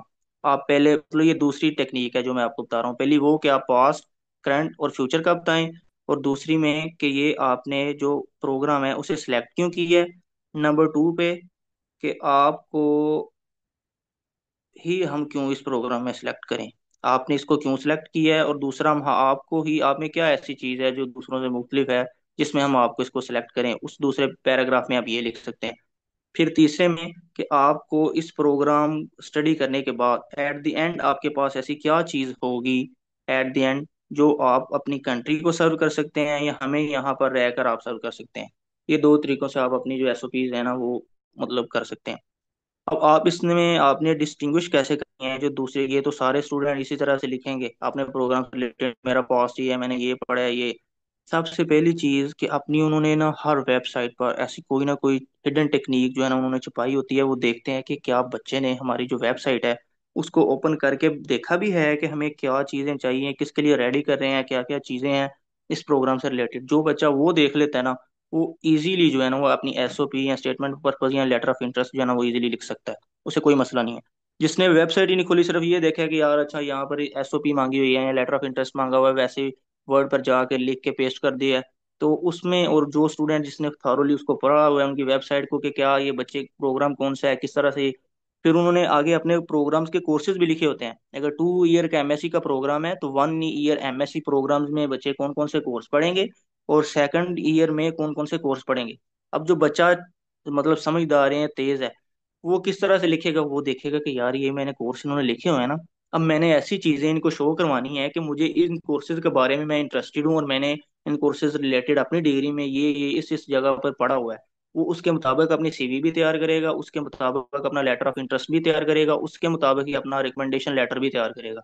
सारी चीजें उसको पता चल गई उस एक चीज से, उनके वो कोर्सेज देखने से, कि मैंने अपने आप को प्रिपेयर कैसे करना है स्कॉलरशिप के लिए। ये सबसे ज्यादा बेनिफिट है कि जो बच्चा उनकी जो वेबसाइट है उनके सारी चीजों को आपने थॉरोली रीड करना है। फिर आप इजीली अपनी स्टेटमेंट ऑफ पर्पस जो है ना वो लिख सकते हैं। दूसरी चीज कि एरास्मस मंदस में आपके जो मतलब सीनियर्स हैं जिनको आप जानते हैं, या आप उनके ऑनलाइन या यूट्यूब से या उनके इंस्टाग्राम के पेजेस भी बने हुए हैं स्पेसिफिक प्रोग्राम्स के, आप वहां जाकर देखेंगे ना तो आपको पता चल जाएगा कि कौन कौन सी यूनिवर्सिटीज में वो बच्चे प्रोग्राम कर रहे हैं और कहाँ कहाँ वो क्या क्या चीजें सीख रहे हैं। अब आप अपने लेटर ऑफ इंटरेस्ट जो है ना उसमें या इंग्लिश ऐसे या एसओपी में ऐसी चीज मेंशन कर सकते हैं जो आपको डिस्टिंग्विश कर सकती है बाकी सारे स्टूडेंट से। फॉर एग्जांपल मैं आपको मिसाल देता हूँ कि एक बच्चा है, उसने लिखा हुआ है कि मैंने ना आपका देखा है कि मेरा जो ये स्टडी है ना एग्रीकल्चर में, प्रिसीजन एग्रीकल्चर में, उसमें कोई ऐसा टूल है मतलब अर्थ को या सोइल को सैंपलिंग करने के लिए। मैंने देखा है कि ये जो करवा रहे हैं ना एक टीचर फलां यूनिवर्सिटी में फलां प्रोग्राम से रिलेटेड, मैंने उनके रिसर्च पेपर्स भी पढ़े हुए हैं। आप उनकी वेबसाइट देखेंगे ना, ये चीज़ें आपको ये सारी मिल जाएंगी जो बच्चा कोशिश करता है। आपको वो टीचर्स या प्रोफेसर जो वहाँ मतलब पढ़ाते हैं, अब वो लिखेगा ना अगर अपनी एसओपी में कि मैं फलां टीचर है, उनका ये प्रोग्राम है और वो ये चीज़ पढ़ा रहे हैं, मुझे इस चीज़ में बड़ा इंटरेस्टेड है और मैं इस चीज़ के लिए रेडी हूँ, मैंने अपना पास में भी प्लान किया था, फ्यूचर में भी मेरा गोल यही है, तो इससे रिलेटेड मैंने ये काम किया हुआ है और मैं इसलिए इंटरेस्टेड हूँ कि मैं उन टीचर से जाके वो चीज़ सीखना चाहता हूँ, उनके साथ वो काम करना चाहता हूँ।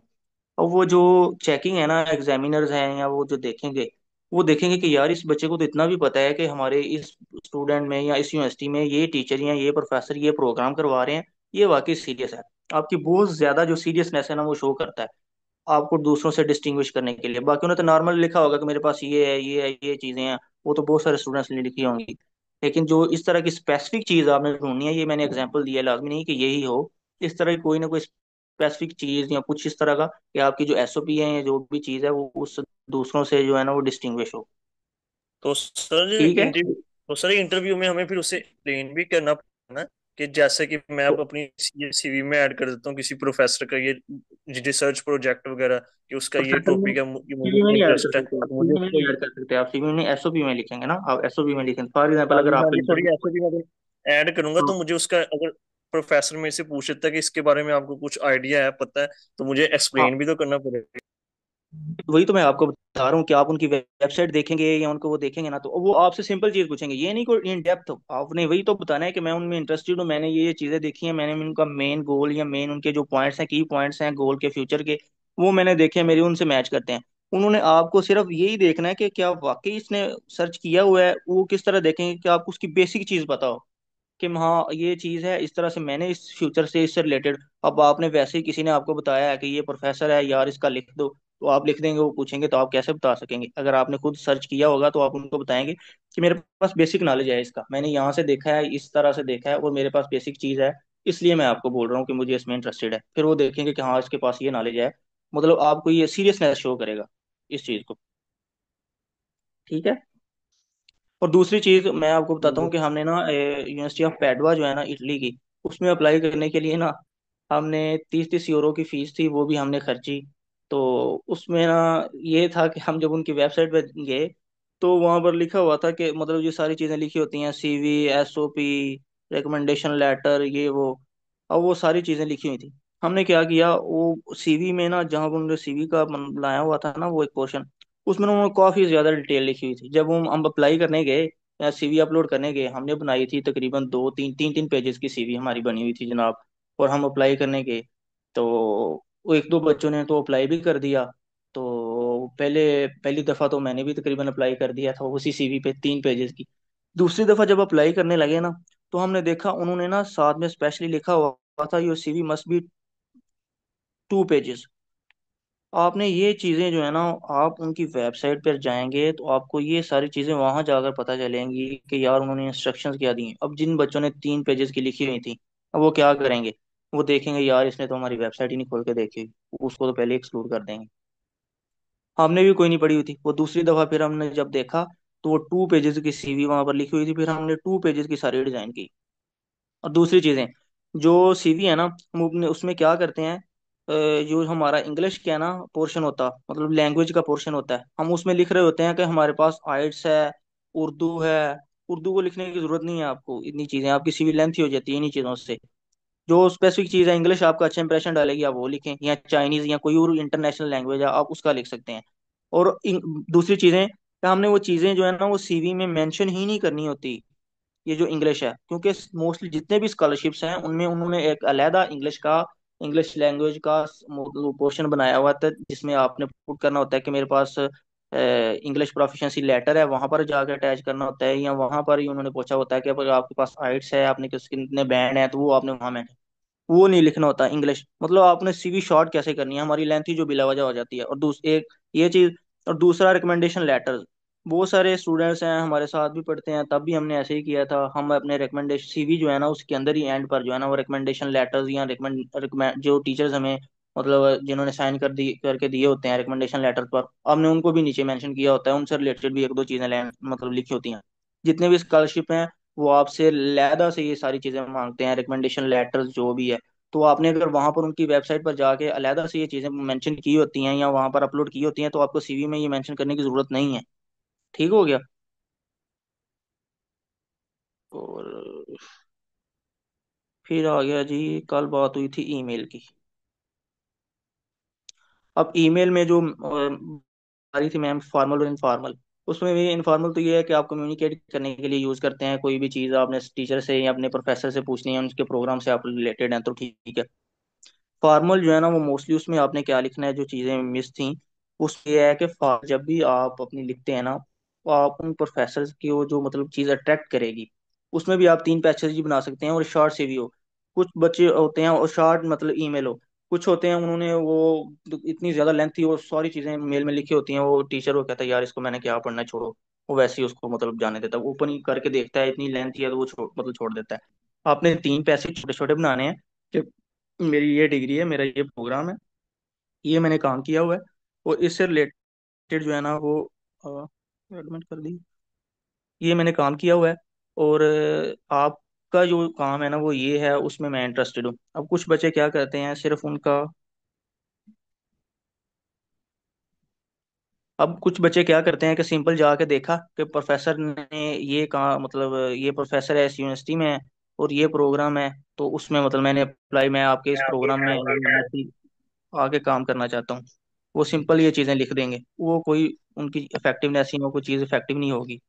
कुछ बच्चे हैं वो क्या करेंगे कि आपने अगर उनकी टीचर्स की जो पब्लिकेशंस है ना वो देखी हुई है ना, आपको पता चल जाएगा, या उन्होंने वहां पर अपने गोल्स लिखे होते हैं या करंट प्रोजेक्ट्स लिखे होते हैं। अब वो ईमेल में ना अपनी आपने वो करंट प्रोजेक्ट्स जो है ना उनको टच करना है, या आपने उनके वो जो पेपर्स भी लिखे होते हैं ना, करंट उनके पब्लिकेशंस जो होती हैं, आपने उनके वो रिसर्च पेपर्स पढ़ने हैं। जब आप उनके वो रिसर्च पेपर्स पढ़ेंगे ना, फिर आपको पता चलेगा कि इस टीचर का किस पे काम हुआ है। जब आप इस चीज़ को अपने ईमेल में मेंशन करेंगे ना, तो आपको एक्सेप्टेंस मिलने के चांसेस ज़्यादा हो जाते हैं बनिस्बत उस स्टूडेंट के जिसने वैसे ही लिखा होता है सारी चीज़ें, जिसने ये मेंशन किया हुआ है कि सर आपका ये प्रोग्राम है, इस मालिक्यूलर या माइक्रो मालिक्यूल पर आप काम कर रहे हैं, इससे रिलेटेड हमने भी अपनी लैब में ये काम किया हुआ है, तो मैं इसमें इंटरेस्टेड हूँ, और मैंने आपके ये जो रिसर्च पेपर है ना उसमें पढ़ा था ये चीज़ फलां। फिर उसको ये चीज़, जो चाइनीज है स्पेशली, वो इस चीज़ को बड़ा पिक करते हैं कि बच्चे ने पब्लिकेशंस, इसको पता है हाउ नो पेपर्स पढ़ने हैं, टीचर को कैसे मतलब लिखनी है मेल। वो देखते हैं कि कुछ बच्चे होते हैं वैसे ही उठा के मेल कर दी, वो बिल्कुल बेकार है। उसकी निस्बत वो मेल जिसमें आपने स्पेसिफिकली ये चीज़ें लिखी होती हैं कि सर आपका ये करंट प्रोजेक्ट है, ये आपकी ये पब्लिकेशन है, उसमें ये चीज़ है जिसमें आप ये काम किया हुआ है, तो मैं भी इससे रिलेटेड मैंने भी ये काम किया हुआ है या इसमें मैं इंटरेस्टेड हूँ, मैंने आपका ये पेपर पढ़ा है। फिर उसके जो चांसेस होते हैं ना वो ज़्यादा हो जाते हैं। ठीक हो गया, ये चीज़ आपको इससे रिलेटेड बतानी थी। फिर उसके बाद आ गया जी एसओपी। कवर लेटर के बारे में वो ये है कि वो जॉब के लिए कवर लेटर और रेज्यूमे जो है ना, वो मोस्टली जॉब जो आप अप्लाई स्कॉलरशिप में जितने भी हैं उनमें तकरीबन ये रिक्वायर नहीं होता। सब में सीवी लिखा होता है मोस्टली, करिकुलम वेटी, और जो है रेज्यूमे वो ना ही मैंने नहीं देखा। वो से स्कॉलरशिप एक दो थे चंद जिनमें देखा था उन्होंने, तो उसमें भी हमने सीवी हम रिकमेंड करते हैं मोस्टली के सीवी आप अपलोड करें। और कवर लेटर भी वो मोस्टली जॉब्स के लिए चाहिए होता है, स्कॉलरशिप के लिए आपको उसकी जरूरत नहीं होती। दूसरा जी आगे इंटरव्यू। अब आपका अगर इंटरव्यू है ना, तो उसको आपने कैसे प्रिपेयर करना है। अगर आपको पता है कि आपका इंटरव्यू लेने वाला कौन है, फॉर एग्जांपल अगर कोई प्रोफेसर है जिसका आप चाइनीज़ में या वो सारे चाइनीज़ में कर रहे हैं अप्लाई, या किसी और जनरल यूनिवर्सिटी में अगर सिंगल प्रोफेसर आपका जो है ना वो इंटरव्यू ले रहा है, तो उसमें आप उस प्रोफेसर का नाम अगर आपको पता है या उसके प्रोग्राम का पता है, आप क्या करेंगे, गूगल स्कॉलर पर जाएं। उसने जो रिसर्च पेपर्स पर काम किया हुआ है या रिसर्च पेपर्स लिखे होते हैं ना, आप उनके बारे में अगर उनको बताएंगे ना, तो वो चीज़ आपकी सबसे ज़्यादा इफेक्टिवनेस शो करेगी। अब मैं बताता हूँ आपको, अपनी एग्जांपल देता हूँ कि मैंने ना एक इंटरव्यू दिया जिसमें ना मैंने सारी चीज़ें ना टीचर्स को बता दी, अपनी डिग्री से रिलेटेड, मेरी सीजीपीए भी, सारा कुछ। एट द एंड जब सारी चीजें हो गई ना, जब उनको मैंने बताया ना कि सर मैंने रिसर्च पेपर्स पढ़े हुए हैं एक दो, उस चीज को ना सबसे ज्यादा जो मैंने उनको बताया या मेरी उनके साथ कन्वर्सेशन हुई ना, उसमें सबसे ज्यादा अगर किसी चीज ने उनको मुतासर किया तो उसमें यही थी कि जो मैंने वहां पर मेंशन किया था या सर को बताया कि सर मैंने आपके ना रिसर्च पेपर्स पढ़े हुए हैं। मुझे उन्होंने पूछा कि how you know about my research papers, you just go to the Google Scholar and search my name and then you came to the this idea that these are the research papers, then you open it and you have read all those papers। मैंने कहा जी sir, yes मैंने exactly ऐसे ही किया। मैंने Google scholar पे गया, मैंने आपका नाम लिखा और मैंने वहां से मतलब वो चीज़ें सारी जो है ना देखी। तो उस चीज को ना मतलब मेरा पॉजिटिव इंप्रेशन जो सबसे ज्यादा पड़ा ना इस चीज पर पड़ा। फिर उसने ना मुझे वेरीफाई किया क्या ये बच्चा झूठ बोल रहा है या वाकई इसने मेरे पेपर पढ़े हैं। फिर उसने मुझे पूछा अब what type of my articles you have read, are you research papers you have read. तो मैंने उनको बताया कि सर ये वाले हैं।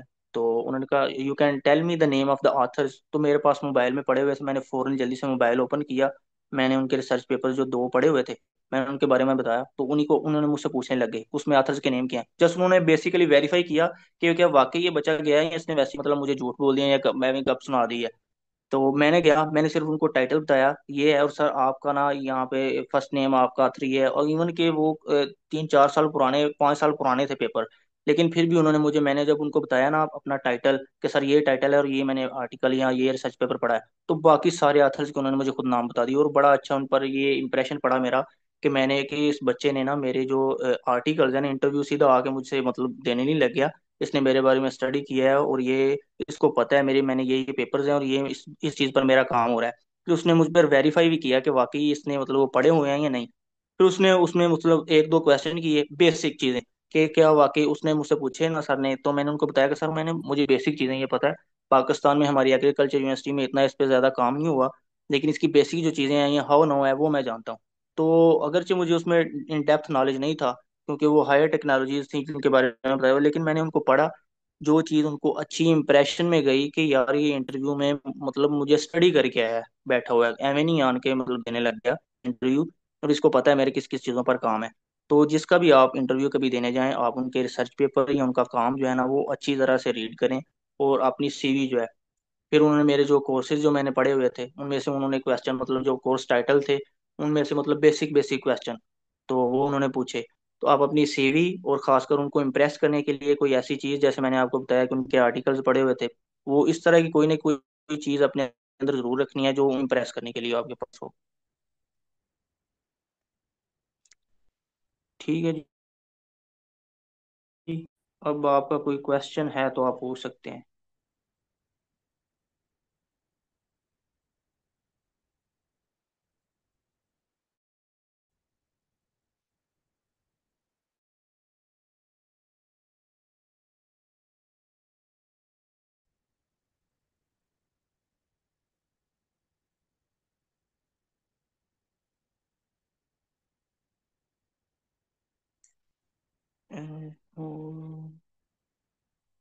अच्छा, चैट में उनको आंसर मिल रहे हैं, चलिए ठीक है, ये ठीक है। सर्च पेपर आर्टिकल हमारे इंटरेस्ट के मुताबिक जिसमें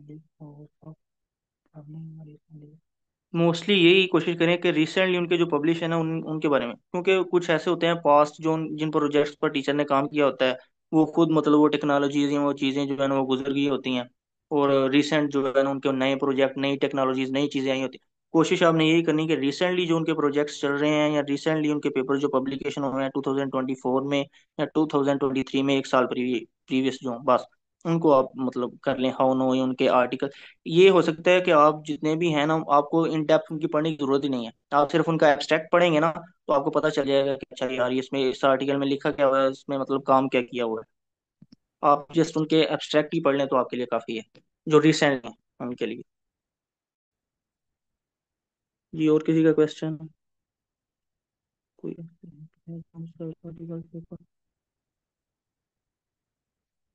गूगल स्कॉलर, कोई ऐसा ऐप मतलब गूगल स्कॉलर पर आप जाएंगे तो वहाँ पर जो भी टीचर है आप उसका नाम लिखेंगे तो उसके रिसेंटली या प्रीवियस सारे सर्च पेपर्स आ जाते हैं, उनमें से रिसेंटली जो है उनको आप उठा के पढ़ लें।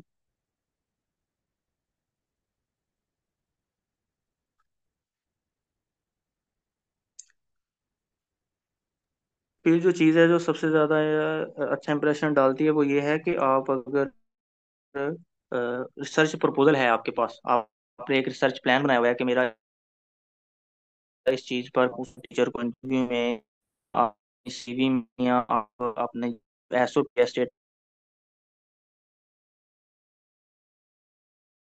प्रपोजल है, जिसमें मतलब अपना एक जो इंट्रोडक्शन है वो सारी चीज़ें आप उसमें मेंशन कर सकते हैं कि मेरा ये एक छोटा सा प्लान है, मैंने उसको, वो आपका एक बहुत अच्छा इंप्रेशन डालता है कि इस बच्चे ने अपनी ये चीज़ जो है ना वो रिसर्च प्लान रेडी किया हुआ है, इसको पता है कि मतलब रिसर्च में या साइंटिफिक राइटिंग कैसे लिखते हैं उसको, मतलब ये चीज़ आपकी अच्छी इंप्रेशन जाएगा अगर आपने रिसर्च प्रपोजल या प्लान बनाया हुआ है अपना कोई।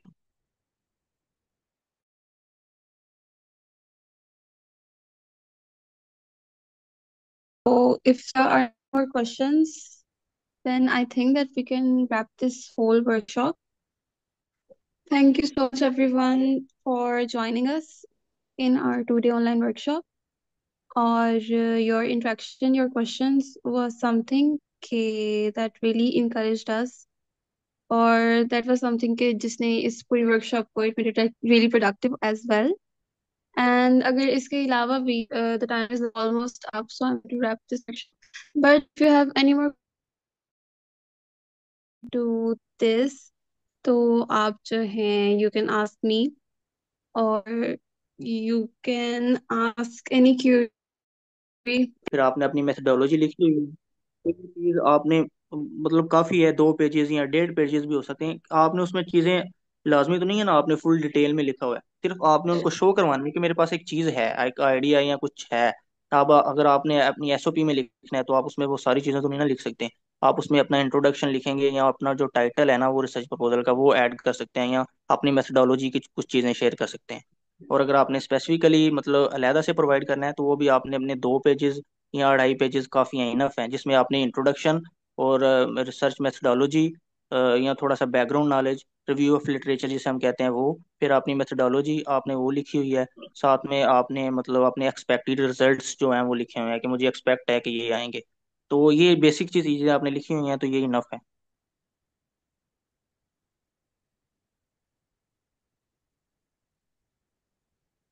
Okay, I अगर guess किसी को this was it. अगर किसी का कोई और और कौन क्वेश्चन सी? है तो वो अपनी Yes, चैट yes. में वो जो ग्रुप बना हुआ है उसमें भी पूछ सकते हैं मजीद। हाँ जी, obviously you can ask any question anytime. और अगर if there are not any more questions, so I'm going to end this meeting as well. Thank you everyone for joining us in our 2-day online workshop with YPDC UF as well. और make sure to get the membership of our club, और इसके अलावा make sure to get tuned in for future updates also.